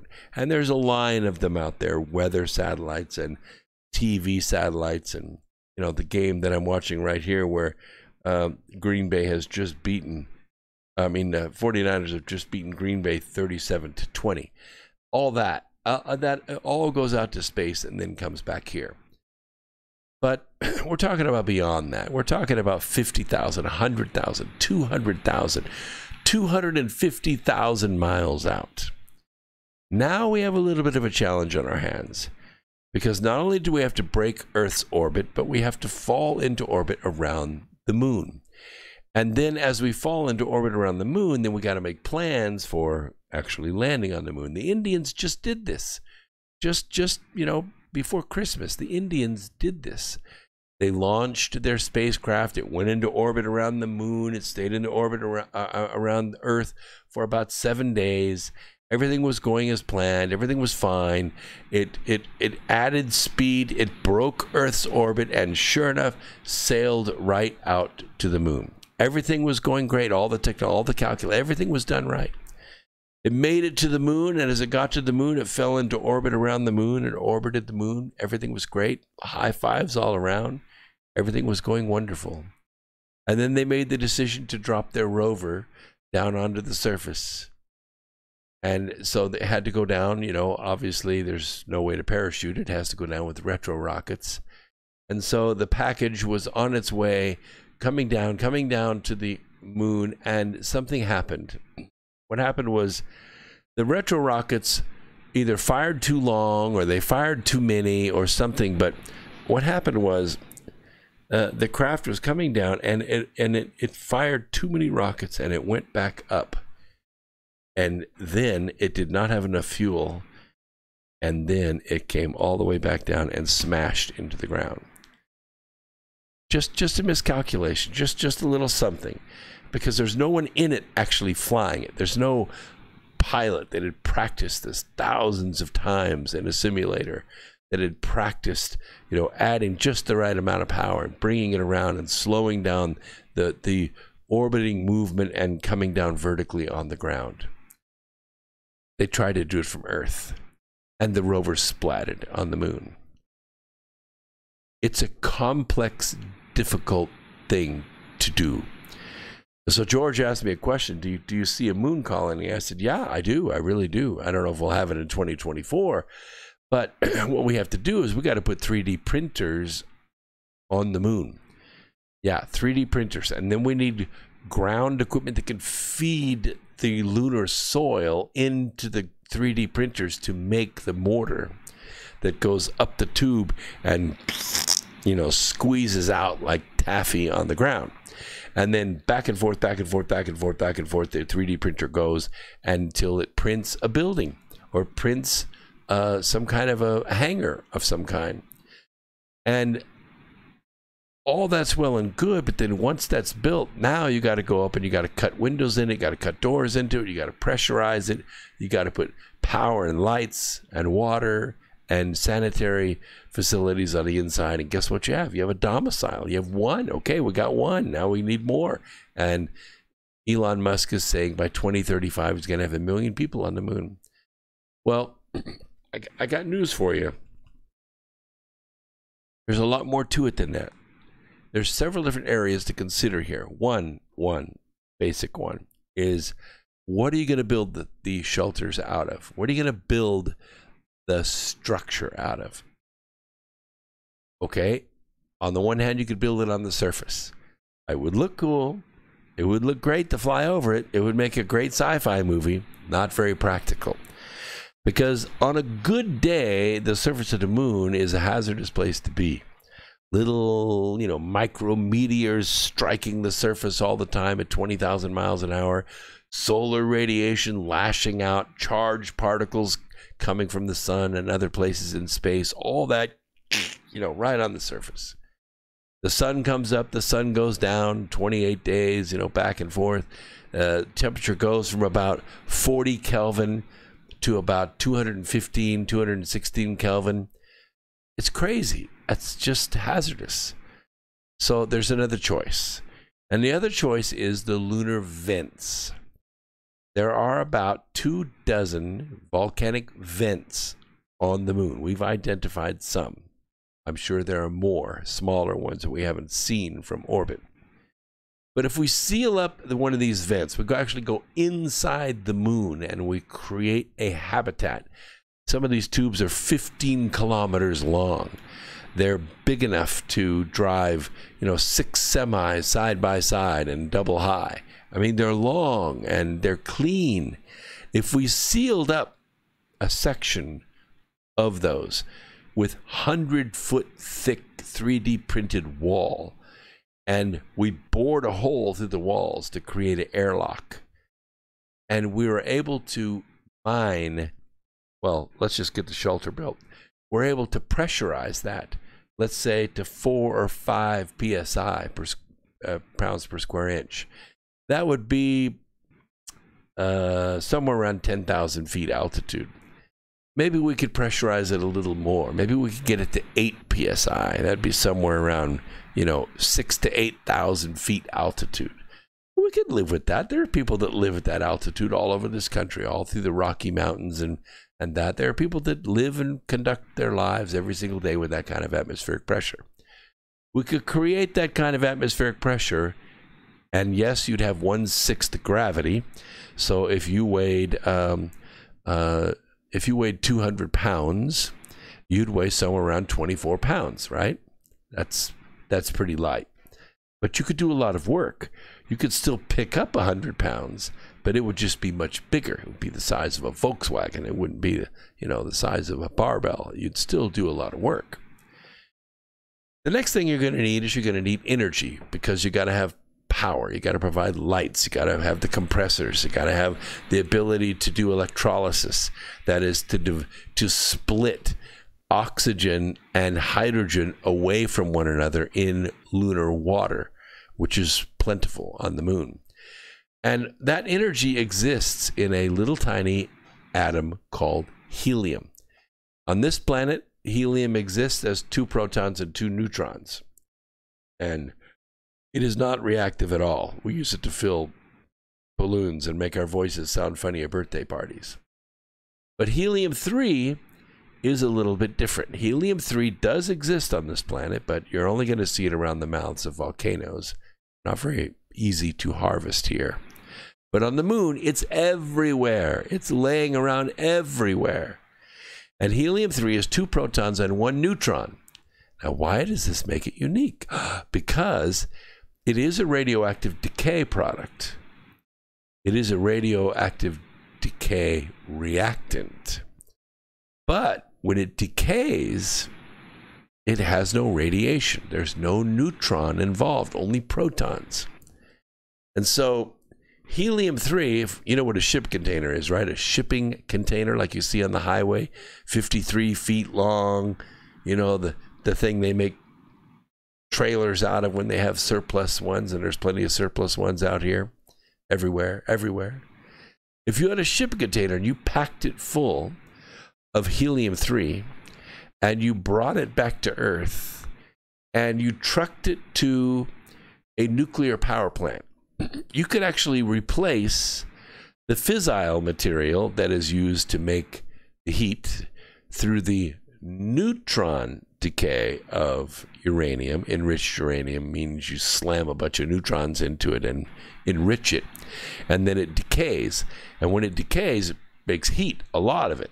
And the heat boils water, which turns to steam, which turns the turbine, which cranks the generator, which sends the electricity to this light and the computer and everything you're watching right now. The problem is that when the neutrons begin to run low, the fuel gets exhausted in about 3 years. You got to do something with it. You have to do something with it. It's now nuclear waste. And the rods, the lead rods that you've been using as a throttle for that 3 years, they become saturated with neutrons. So you got to get rid of the rods too. And the trouble is we got like hundreds of thousands of pounds, tons of this nuclear waste, and we can't keep piling it up. Activists and environmentalists and leaks, and it's dangerous, and it's going to be dangerous for like 20,000 years. You could back that helium-3 container up to that nuclear power plant, and you could boil the water to make the steam, make the electricity without any radiation. And one shipping container wouldn't last 3 years. It would last 30 years or more. Yeah. You see what's going on here? Energy that is on the moon could be used here on Earth. Clean, sustainable. You don't have to drill nothing. You don't have to frack nothing.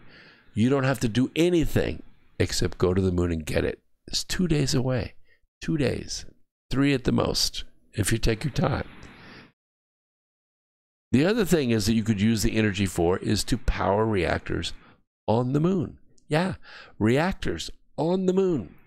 And that means you could make electricity, which means you could make air, and you could make water, and you could have sanitation and environment, and inside the moon is so safe. So safe. And there are lots of minerals on the moon. There are asteroids and meteors that have struck the moon that are dense. Gravity is not the same everywhere on the moon. It's not.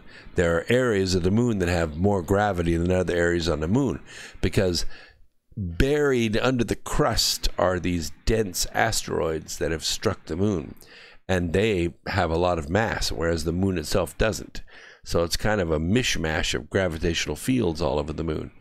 And those gravitational fields could be used for transportation. They could be used to generate power. There's lots of stuff that could be done on the moon. And once that's established, and I'm going to say it'll probably take 50 to 100 years, that's a long, long time for our age of society. But the cislunar area could be not only populated, but extremely profitable. Yeah, like hundreds of billions of dollars of return. Not only that, it would create millions of jobs. Now, people ask me from time to time, well, what do humans look like after a while on the moon? Well, I mean, the humans that are born here and go up there as adults and live on the moon, probably not much different. We would do enough work that we could, keep our bone density, and we could keep our body density and our muscle density. But if you have children on the moon, now that's a little bit different. It's different because babies don't have work that they do any other than just move their own body around. And since their body only weighs a few ounces, it takes no effort. If it takes no effort, it takes no muscle. If it takes no muscle, you don't build bone density. And so the next generation of lunar people that live on the moon, now you have a biological variant that may never be able to come back to Earth because the gravity of Earth would crush their bones. They would have to have months and months and months of therapy to be strong enough to even walk down the street or breathe. It's a big, big difference. So a lunar colony would mean we would need a Earth lunar mission. You go up there, you work for a couple of years, and you come back. But it would be like, sailing to the U.S. And that brings up the third aspect. The third aspect is mankind is peaceful when we have a frontier, because we're born explorers. But once the frontier runs out, then we go to war.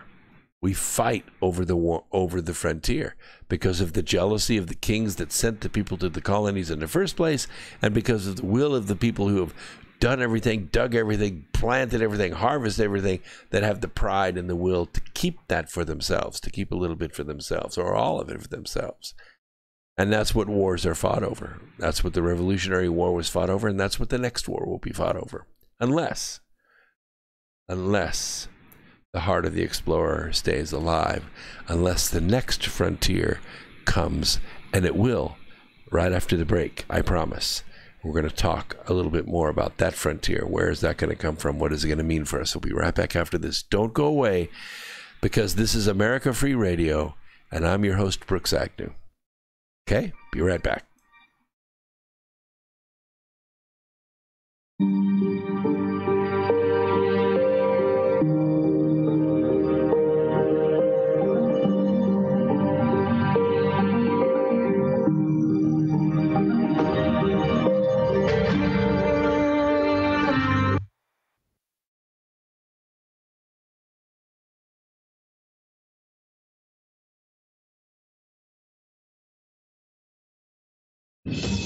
Truth Frequency Radio is your #1 source for news and information without the hate, hype, and fear.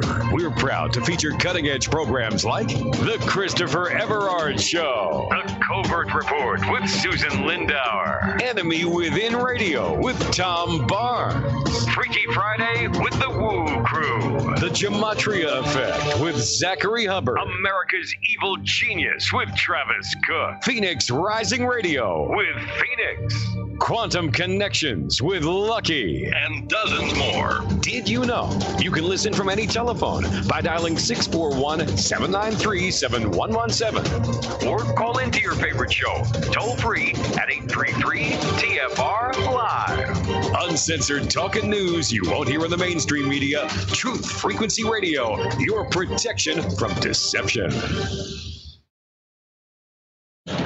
Embassy siege over. Provocative behavior. I'm Michael Toscano. The Iraqi military has just announced all of the pro-Iran paramilitary protesters have left the perimeter of the U.S. Embassy in Baghdad after a day and a night of rock throwing and starting fires.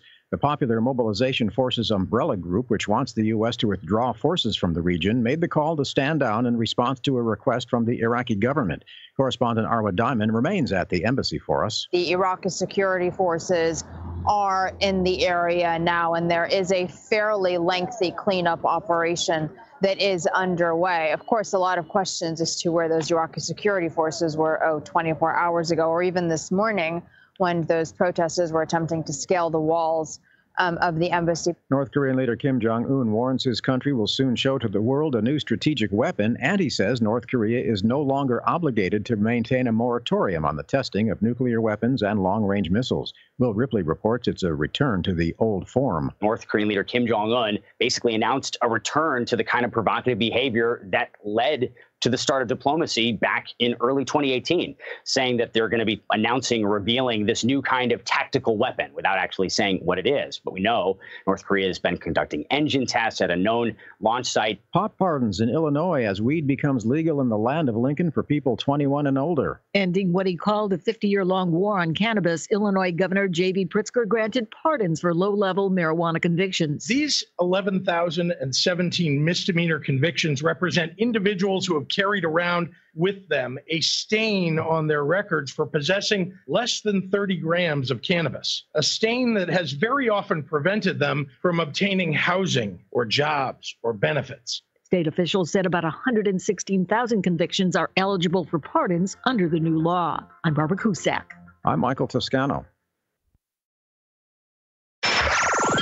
Wherever you are, make it Truth Frequency Radio.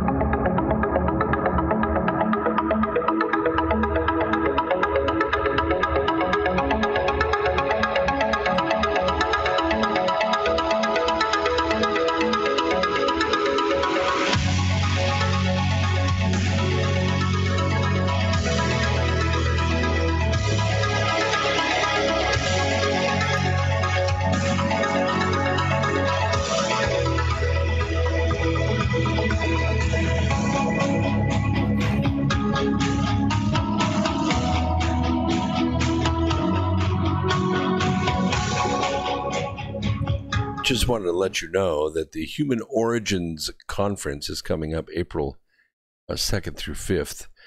We're going to be out there the 1st of April. We'd like you to come out there. It's in Albuquerque, New Mexico, put on by my good friends Richard and Linda. Great speakers out there. Brad Olson, Laura Eisenhower, myself, others. I mean, it is going to be 30 hours of nonstop, mind-blowing stuff. From Antarctica to space and beyond. Just a lot of very, very cool stuff happening. And it would be great if you were there. So just that quick ad. So what I want to talk about this segment. The United States hasn't really had a separate service since, 1947, when the Air Force was stood up.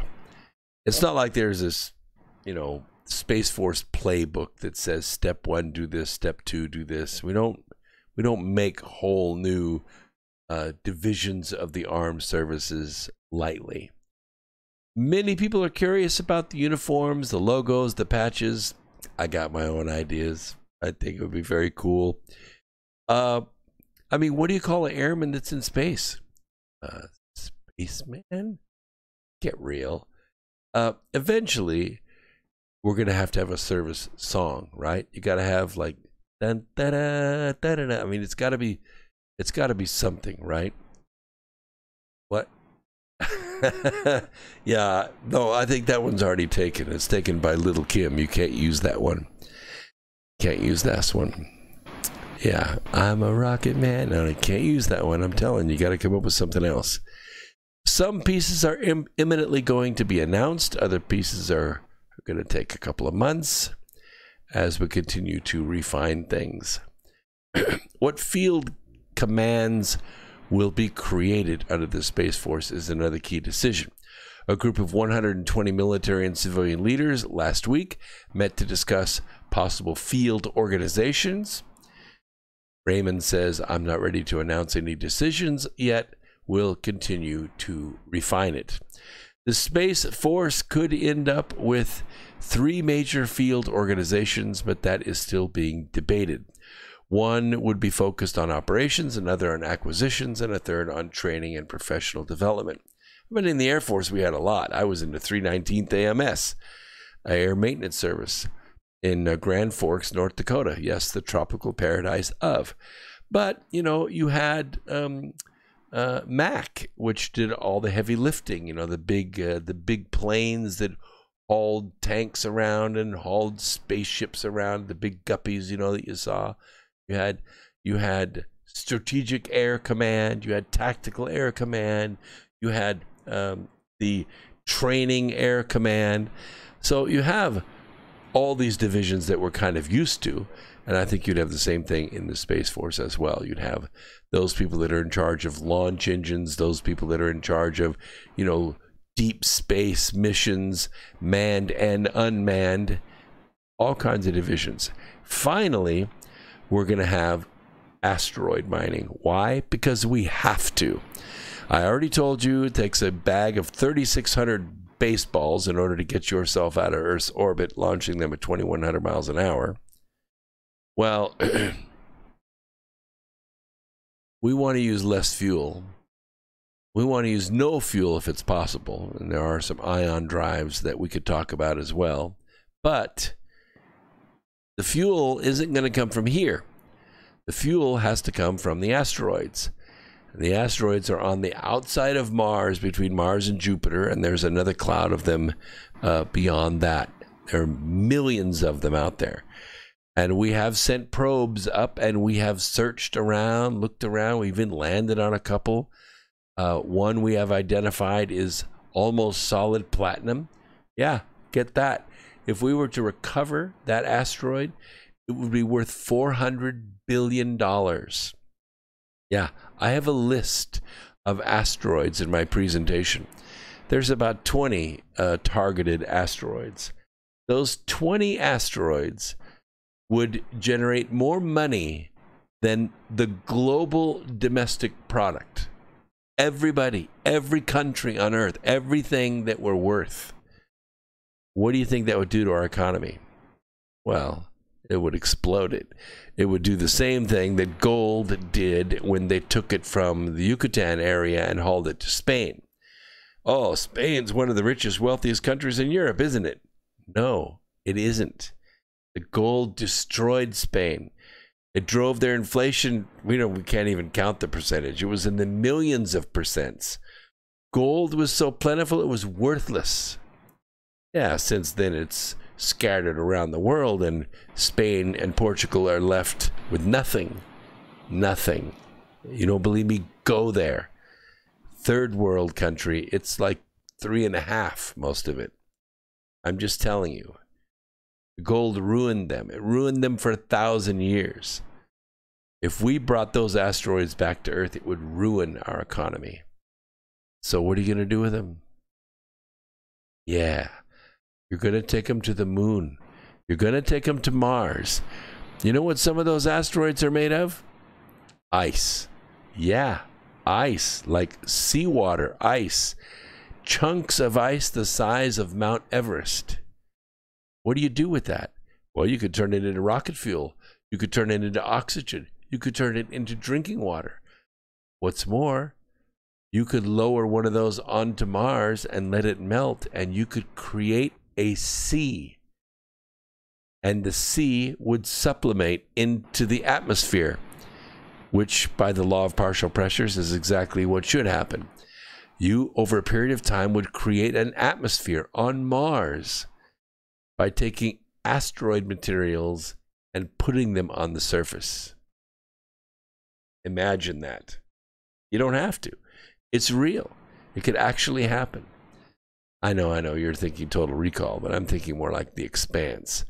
Because the picture that I have here, you see that satellite that's there, that spacecraft? That's actually one we're planning. Yeah, we're going to build that. We're going to build that. That's going to be the space environment, like, you know, a space station for us, but it's going to be deep space. And there are others. I have pictures of stuff. It would blow your mind. It's all real. It's all real. It's all being built. Eventually, it'll be sent into space and it'll be put to work. All these ideas are going to be presented to Congress, and we're going to make great things out of it. Let me take care of a little bit of hiss here. Let me see about removing this hiss from there. I can hear it out there. If I can hear it, you can hear it. So we'll see what happens there. We'll just run that hiss remover. Yeah, much better. And by the way, I appreciate everybody in the chat room. All the great comments. They just keep flowing. MG, that's good. You know, it says you need a little bit of nature around at all times. I tell people, you know, good planets are hard to come by. And you could search as long as you want. You got the best telescopes ever looking. And they've searched 1,000 light years in every direction. You know what? There's no Earths, no place like this. No place that has spontaneous life. Yes, I understand. Why would you ever want to leave Earth and go someplace else?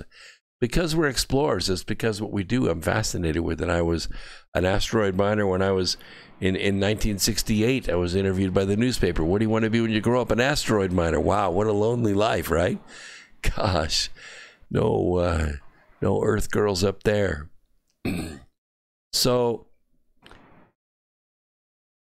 I think it's exciting. I think it's exciting, and I think people think it's exciting, and I think that's why we're going to try to push for it. The Space Force. Without the Space Force, as soon as private industry gets established on the moon, generating helium-3 and making electricity and having the high ground, you know what's going to happen, right? Piracy. Yeah, piracy. As long as you have unarmed people in an area that are processing, you know, $1,000 bills every second, you know, it's only a matter of time where somebody with a gun is going to come in and take it all. And that's exactly why the Space Force has to exist. The Space Force has to exist in order to keep this cislunar space peaceful. Everybody's been weaponizing space since 1967. But you know where it's aimed. It's aimed at us. It's aimed down here. The Space Force is going to be there for 3 reasons. Number 1, to protect this planet. Somebody shoots an ICBM, it leaves the atmosphere to re-enter, and we shoot it out of the sky. Number 2, it is to create energy and opportunity so that we don't have want on this planet. So that the energy warlords don't control everything. There are no more third world countries because everybody has the energy, the clean water, and the recyclable stuff that they need. Then it's a matter of getting control of our population, because if you ever watch the series The Expanse, Earth has 100 billion people living on it. That's a lot of people, folks. That's high density. Could the planet sustain it? Yes, if we had resources coming from somewhere else.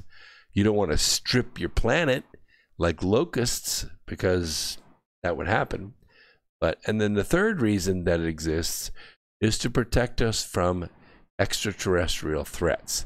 Now, I don't mean aliens. I don't mean an alien race is going to come in. The Vulcans are not coming. No, the Romulans and the Klingons, they're not coming. At least I don't think they are.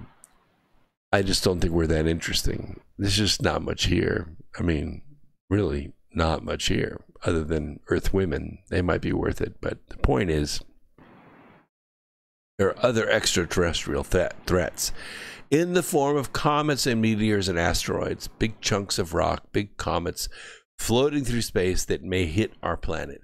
If we have a base on the moon with a space force, we are able to take actions months before we could ever take actions from the Earth. Because on Earth, we have to build a huge launch engine. It's got to be put together, all the planning, and we got to punch through a bunch of satellites to even get out there, and that's got to be planned. I mean, it's a mess. It's a mess. From the moon, it's easy. From the moon, it takes about 1/100th the energy to get into orbit, to break orbit, to go to deep space, and to protect the Earth against something. And there's a lot of things we could do. We could blow it out of the sky. We could mount a rocket engine to it and nudge it out of the way. Or we could take a big craft up there next to it and just let the gravitational pull between the craft and the asteroid, or actually hook onto it with some kind of tether, and we could tow it out of the way. There's lots of things we can do that we just can't do now. We can't do it because we don't have a space force. We don't have a way to protect the space against marauders, and there always will be them. So I want to change gears just a little bit and talk about spies. That's a big gear change, isn't it?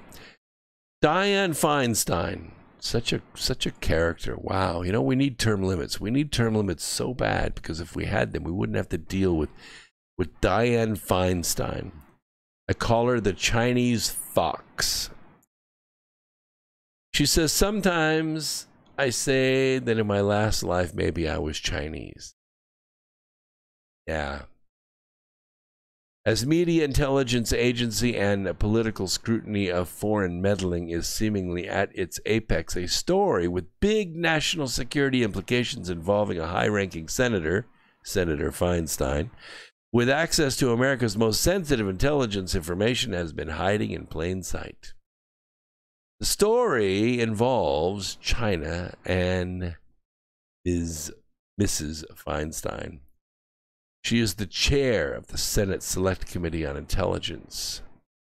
It was buried 8 paragraphs into a recent Politico expose on foreign efforts to infiltrate Silicon Valley. Yeah, here's what it says. 8 paragraphs in, nobody paid attention to it. You ready for this? Former intelligence officials said Chinese intelligence once recruited a staff member at a California office of U.S. Senator Dianne Feinstein, and the source reported back to China about local politics. Yeah. Later, a little more detail.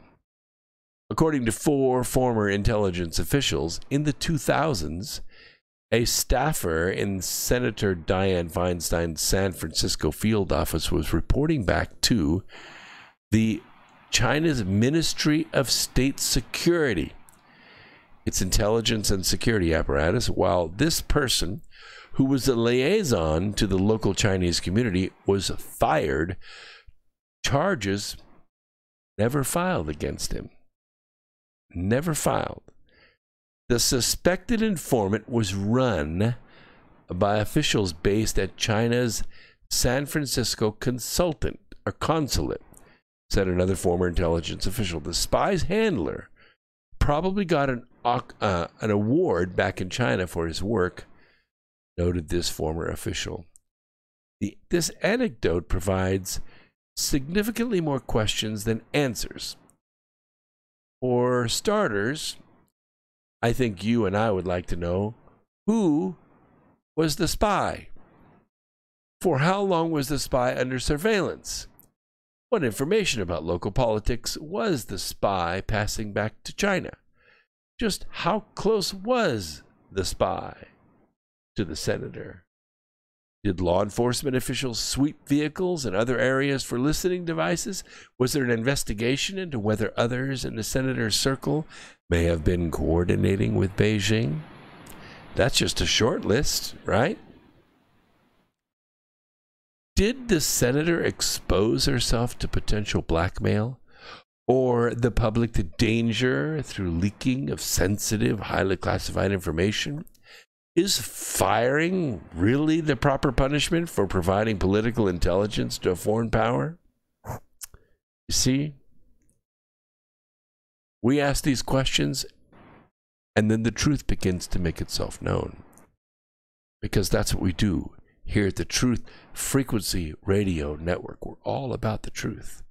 And at America Free Radio, we now know only the most basic of additional details about what occurred in Feinstein's office 5 years ago.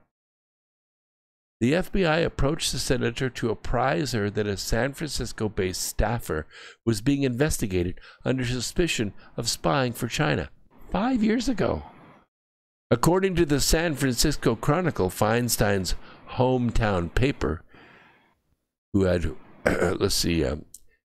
this staffer, this Chinese spy, had worked with Feinstein for almost 20 years, drove her around in San Francisco and served as a gopher in her San Francisco office and as a liaison to the Asian American community, even attending Chinese consulate functions for the senator. An unnamed source added that a Chinese MSS official first approached the staffer during a visit to Asia several years prior. They were in China.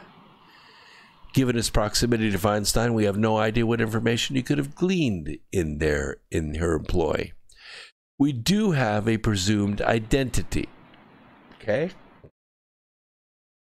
The Daily Caller discovered that a Feinstein staffer named Russell Lowe, like Lowe, not Lo, listed on the senator's payroll as an office director as of 2013 before he was let go.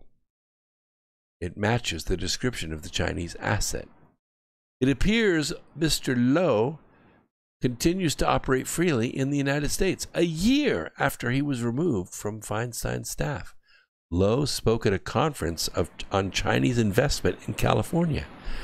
In October, just a couple years ago, he visited a South Korean publications office with former Representative Mike Honda. He's a Democrat from California, indicating he still had access to political figures. Mr. Lowe presently serves as Secretary General of the Education for Social Justice Foundation, which seeks to educate the public on unresolved historical conflicts, human rights, and crimes against humanity. You know, crimes against humanity. The Chinese government likely views its present focus favorably. Japanese abuses during World War II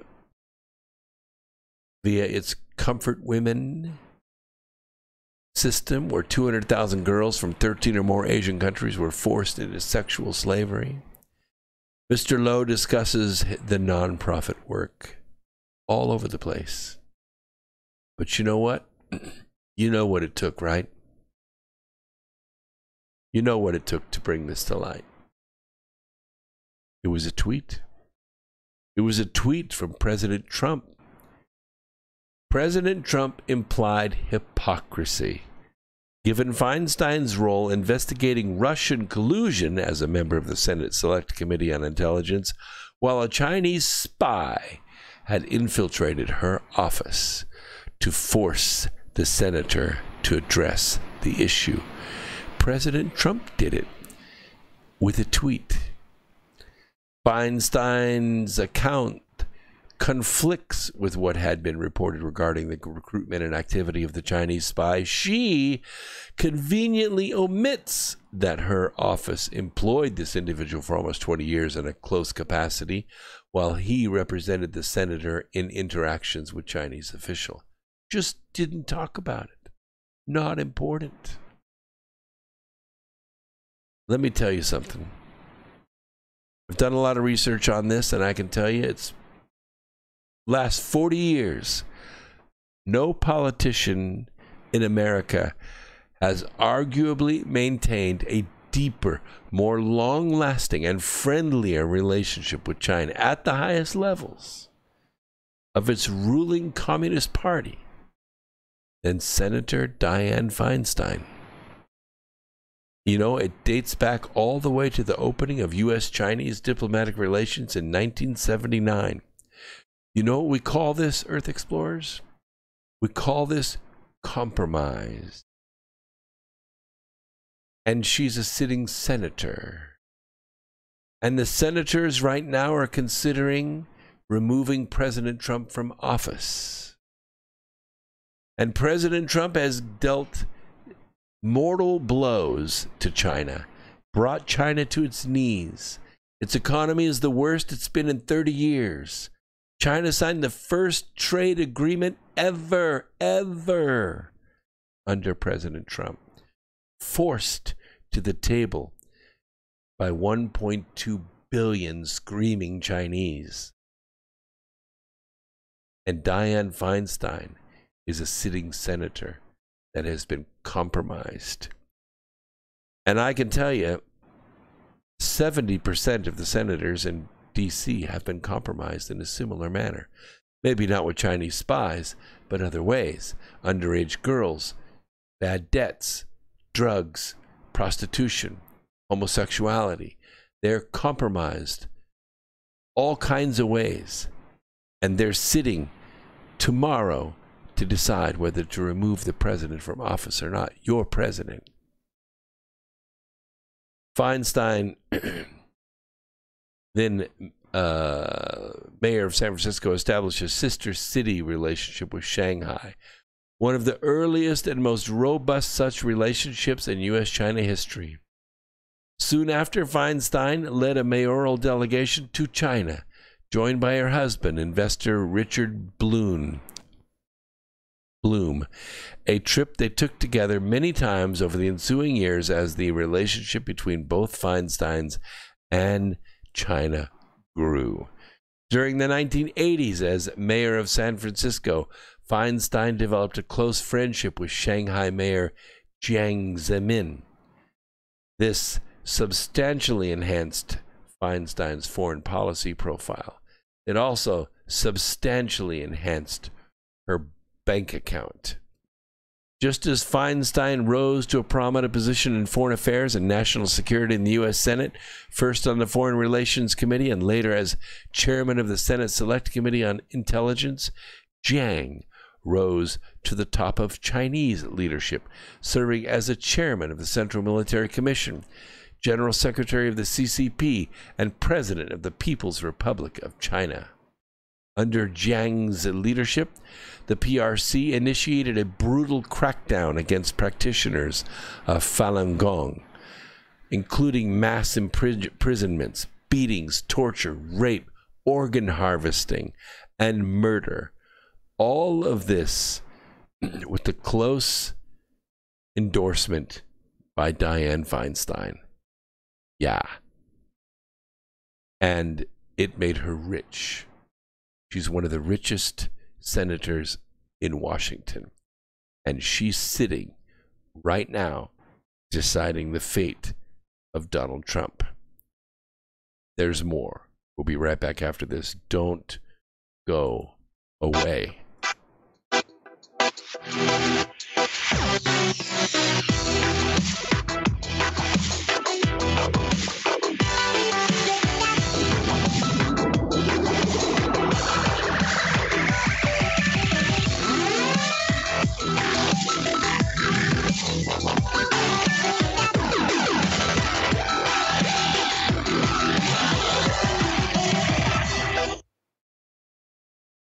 It's amazing how people have been raving about iAlife all over Facebook. They've been posting their testimonials just because they want to get the word out because it's worked so well for them.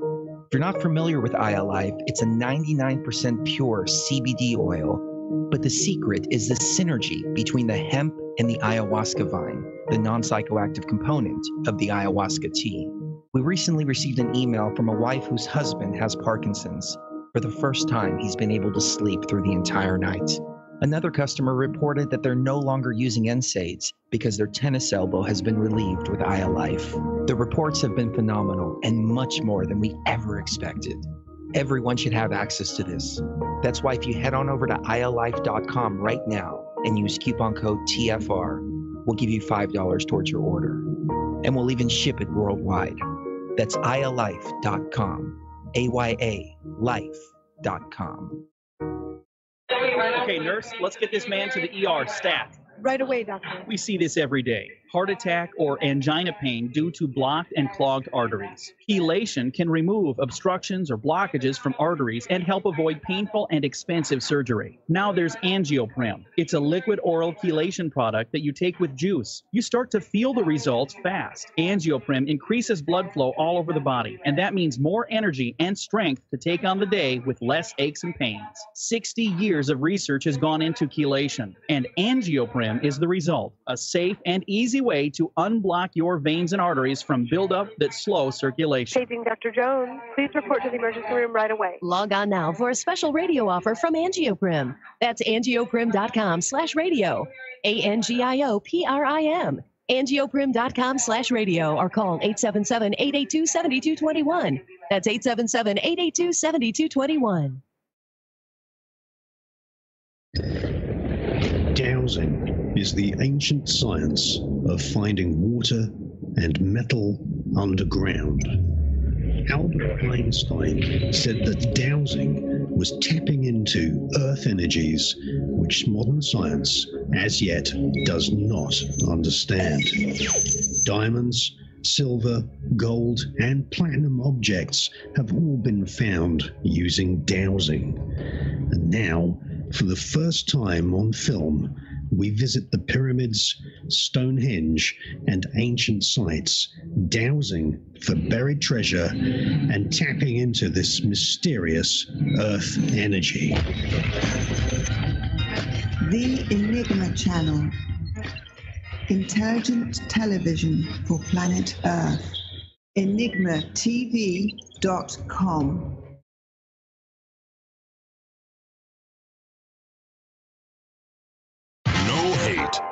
No hype, no fear. We are TFR. Frequency Radio.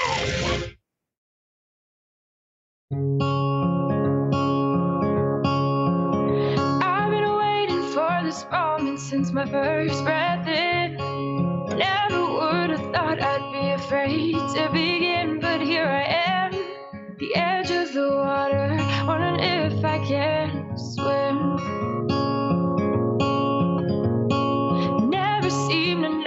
All the days pass through, but in this final moment, I'm still chasing the truth. I want an explanation why I can't stay here forever in my youth. And if I press on, will you wait? Will you wait for me forever? Or would it be wrong to ask you to come?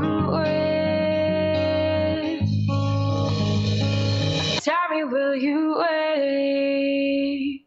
Thank you so much for being out there with me tonight.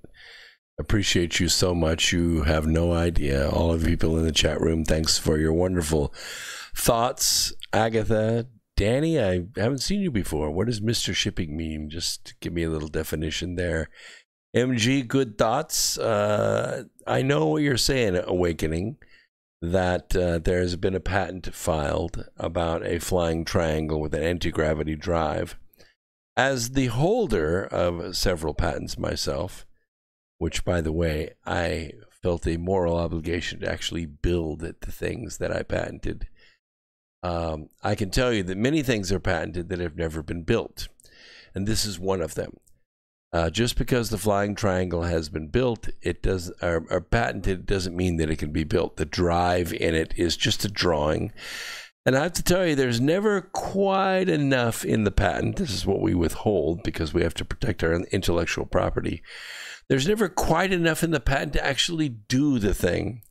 There's only enough in the patent to protect the thing. And it'd be interesting to see if a flying triangle ever shows up, if they're sued for infringement based on this patent. Very interesting stuff, I find. Yes, I know Feinstein is a scourge upon America, and I would love to talk about it some more, but I only have 30 minutes left. And I wanted to share something with you. By the way, if you want my notes, they're always available for free, and I usually have between 30 and 50 pages of notes for these things that I collect throughout the week for this 3-hour program. It takes a lot of work, but it's a work of passion. It's a work of pleasure for me to find the truth. But if you want my notes, they're always available. You can get them for nothing. All you have to do is go to tfrlive.com, tfrlive.com. I'll put the link right down here in the bottom in the description. And if you go to the link that I give you, which will take you directly to my archive pages, at the bottom of each archive, there's a link that says Notes. And the new one, Notes 2020, is going to be in there tonight. And that means that you can get the notes for tonight. You can read all about Dianne Feinstein. I can tell you right now that none of the senators that are running for president should be allowed on this jury. Dianne Feinstein should not be allowed on this jury because of a conflict of interest. She is a crook, and she has enriched herself and enriched the Chinese and protected the Chinese interests her entire career.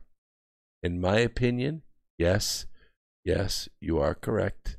In the chat room, Danny, she is a traitor to the United States. I believe that. Yeah. All right. Dreaming may very well be a link to a parallel universe. At least a different universe where we don't feel any pain, where we can fly, where we can breathe underwater, all kinds of abilities that we have. And I find that if you can work this dream state, I know when I was little, like little, I used to be chased by, I don't know, this like T-Rex for a long time. And you could run and you couldn't hide from it. It just kept coming.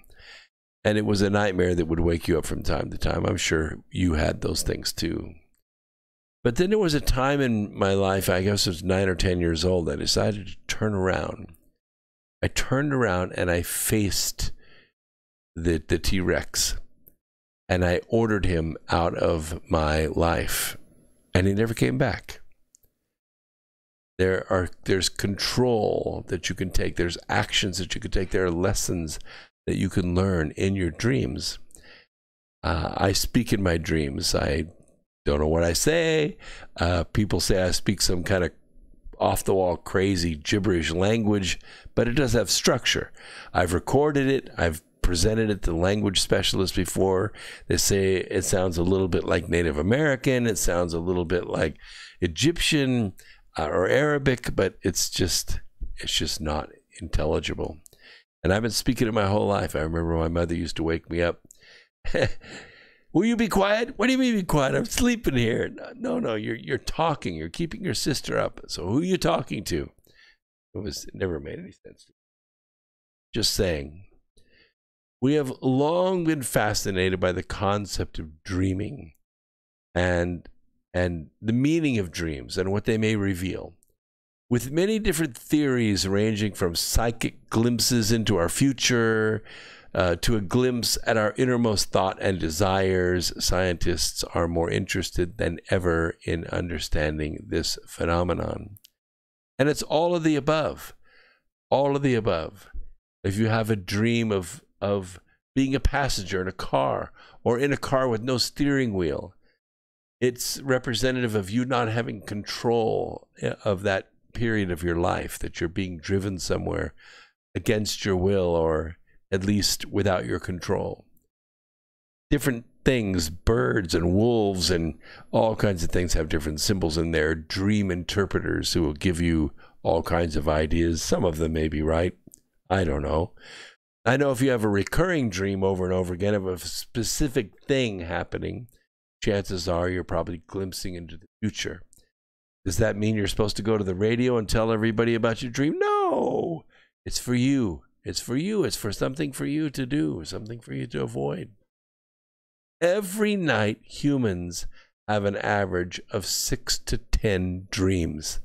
That's kind of mind-blowing, isn't it? Can you remember any of them? No. I mean, maybe if you wake up, you might get the last one. But see, I don't sleep through the night. And that's maybe why I'm able to do what I do. No, I don't really suffer from sleep deprivation. No, not really. I don't fall asleep unless I want to. Well, okay, sometimes when I'm driving, I'll take a nap for a few miles, but no big deal. The point is that I take a lot of naps. I sleep 2 hours and then I'm up. I sleep 3 hours and then I'm up. And so I get a lot of well-defined dreams. And a lot of times I write in my journal, I'm drawing in my journal, I'm trying to figure something out, and then I'll go to sleep. And guess what comes to me? The answer to yesterday's thing that I wrote in my journal, or today's. I have dreams about it. I have visions about it. I build all kinds of equipment and solve all kinds of systemic problems in my dreams. But because I wake up so often, I'm able to record those things and remember those things and incorporate those things into my life. Those of you that sleep 8, 9, 10, 12 hours, good night. You're probably sleeping too much. You probably have these 6 to 10 dreams, but you're asleep. And it's like Control-Alt-Delete. Every single time you have the next one, it deletes the last one. So a few minutes after being awakened, these dreams are usually forgotten. However, what if there's actual meaning to the dreams that would make them more lucrative to remember? Some people call this lucid dreaming. Lucid dreaming as opposed to regular dreaming is regular dreaming supposedly in black and white. Where they got that, I have no idea. But supposedly regular dreaming is in black and white and lucid dreaming is in color. And lucid dreaming has sounds and it has smells and has things that you would normally see in a mortal body. Normally you would experience them in a mortal body. I mean, have you ever experienced a dream that was so real and so lifelike that you felt you were literally there in that moment? You could feel the wind on your face. You can feel the spray of the water striking the front of the boat. You can hear the snap of the sail, or you can smell smoke burning in a campfire on the beach. You can smell grass. You can, smell is a very, very powerful memory. It's, I think, the most powerful form of memory. These realistic dreams feel like much more than a creation of our imagination. So, a new science study may actually reveal this to be true. Modern science, as well as Native American tribes and Mexican nations, believe that we, or at least our brains, or our consciousness, visits a parallel universe when we dream.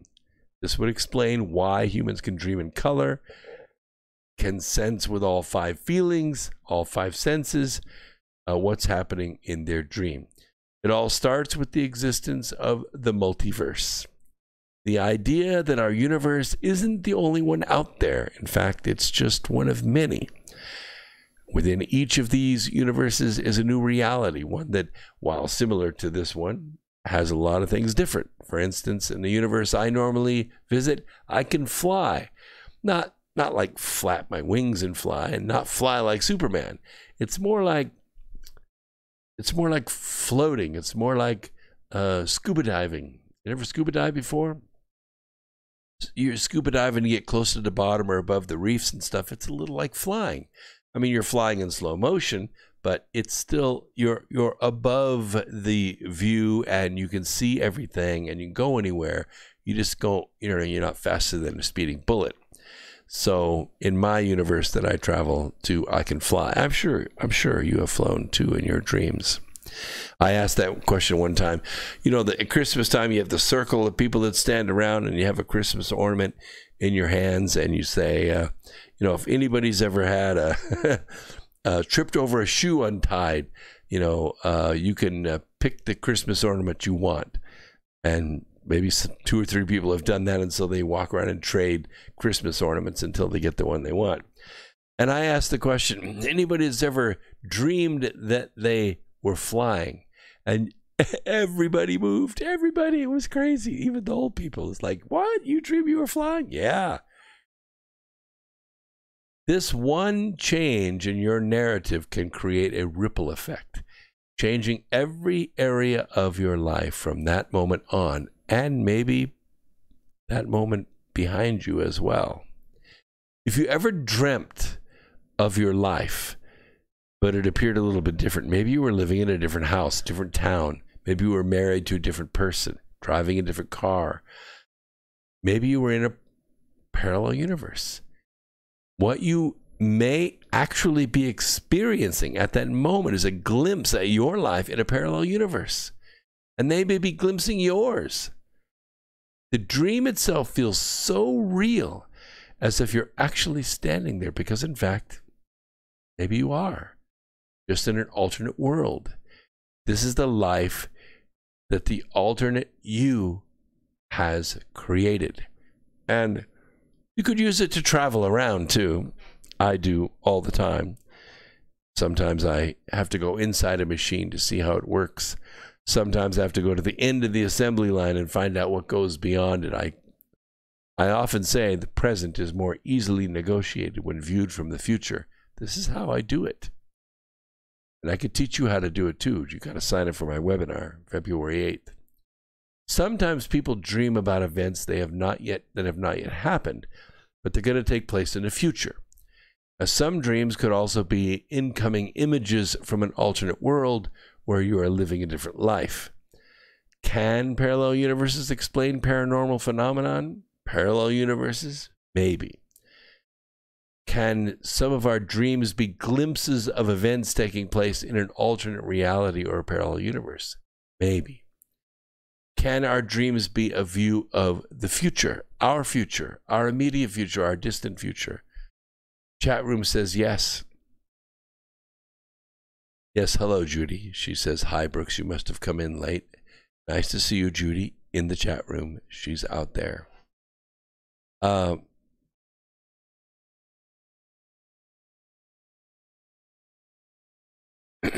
see that. Off subject, so I was just going to discuss something else. I think that I find myself, and I think if I could teach you how to do it, you could find yourself be able to do this as well.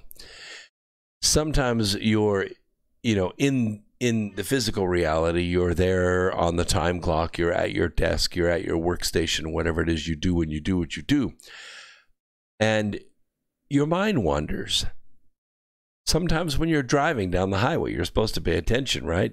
Keep the wheels in between the lines, stay behind the other car, make sure I don't drive past my exit.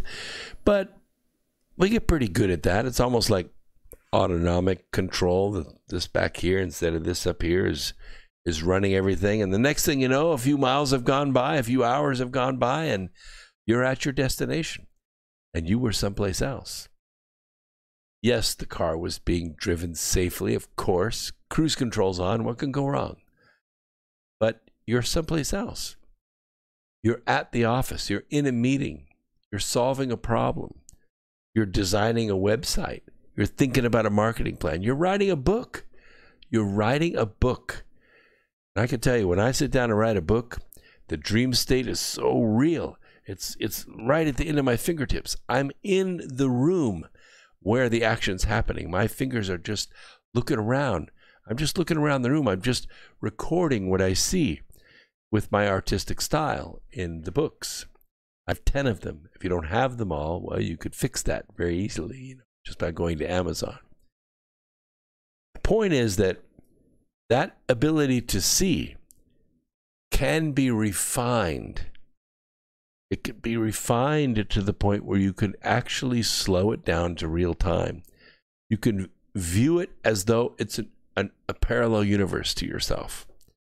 If you don't like where you are, like you're in prison or in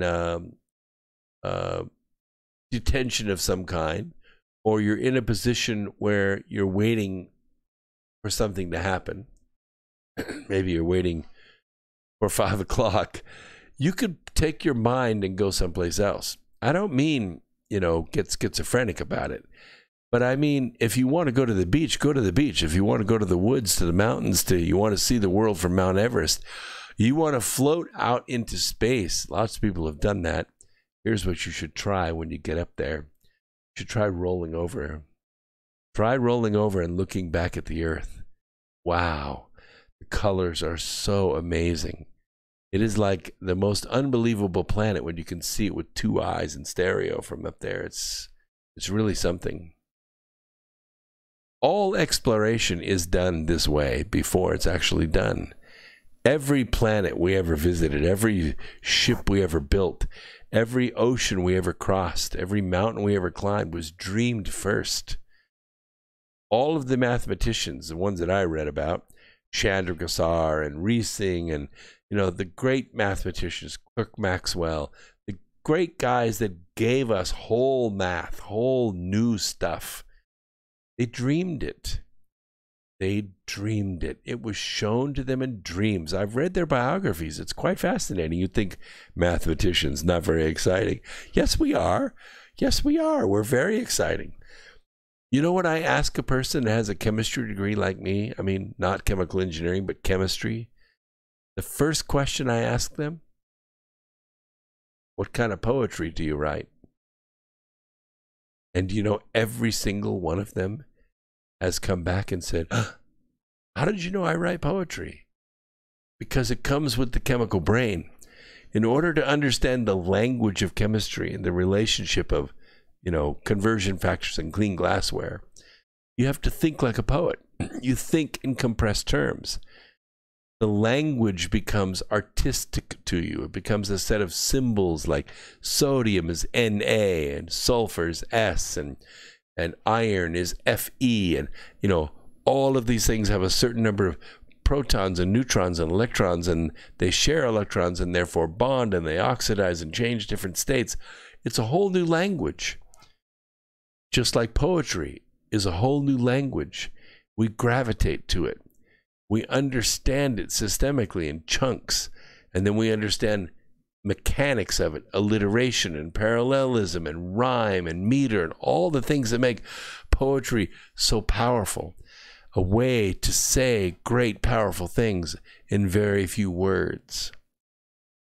And every time you read one, you go, wow. I can't believe he said that in like 6 words. I got this huge vision. Yeah, that's the whole idea. That's the whole idea.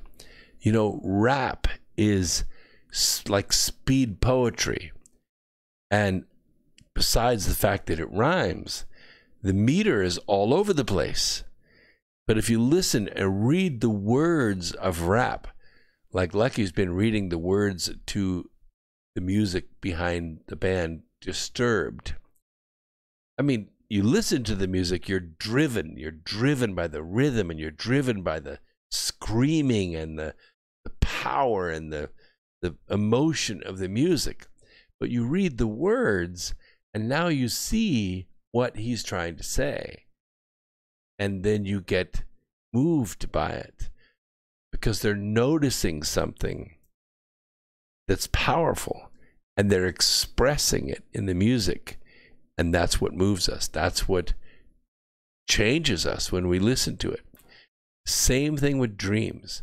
All of this music, all of this poetry, all the art that ever was dreamed first. So do you think we go to a parallel universe? Maybe. Maybe that parallel universe is not a physical universe at all. Maybe it's a universe built of our thoughts. Maybe it's a world of fleeting fifth-dimensional relationships, cubism or Picasso and Salvador Dali and these impressionists and this style of art. It seems weird for us to look at a painting and see, both ears and both eyes on one side of the face, or, to see the arm and the hand in odd position. It's because in the fifth dimension, all aspects are visible at once. And in the dream state, this is how you see art. And so when you draw it that way, at first it's an affront because we're locked into this third dimension. We're looking at things, because we could see the side of the sheep that faces us, and we don't really see the side of the sheep that's not facing us. We assume that the sheep looks the same on the other side. It may not. In art, you can express that. And I think when we have artistic expression, it lowers conflict. People don't argue. It's one of the reasons why rap and why breakdancing was developed, because it was an artistic expression between forces at conflict. Instead of fighting, instead of breaking each other's faces or eyes or teeth out of their face, they would express art to one another. And it may have saved many lives. The same thing happens in songs. The same thing happens in paintings. The same thing happens in poetry. And the same thing might happen in dreams.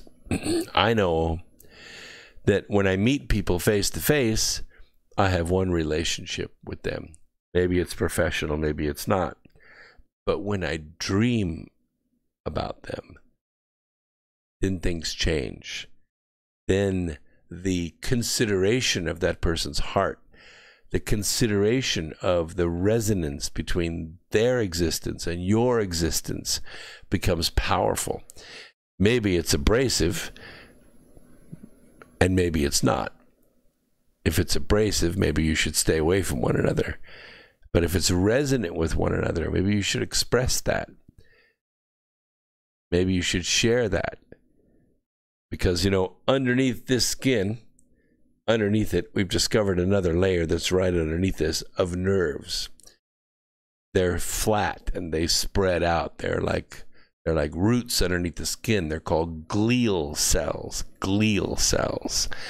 And the glial cells are sensitive to the glial cells in other people. In other words, the vibrations that they're putting off with their bodies are picked up sympathetically by the glial cells in your body. And if those glial cells are resonating one with another, sometimes just a touch, you can feel it. You can feel it in that person. Something about touching their hand, something about touching the side of their face, something about holding them energizes you. It exchanges energy between you. And it can be expressed as a deep soul-like love, a great soul affection. And if you can well this energy up in yourself and you can send it to another person, they will feel it, they will receive it, and they will change. I want you to do that this week. Go out and look for the good in others and help it to grow a little bit every day. And before long, you will have saved the planet. This is Brooks Agnew on America Free Radio. Peace, Earth Explorers.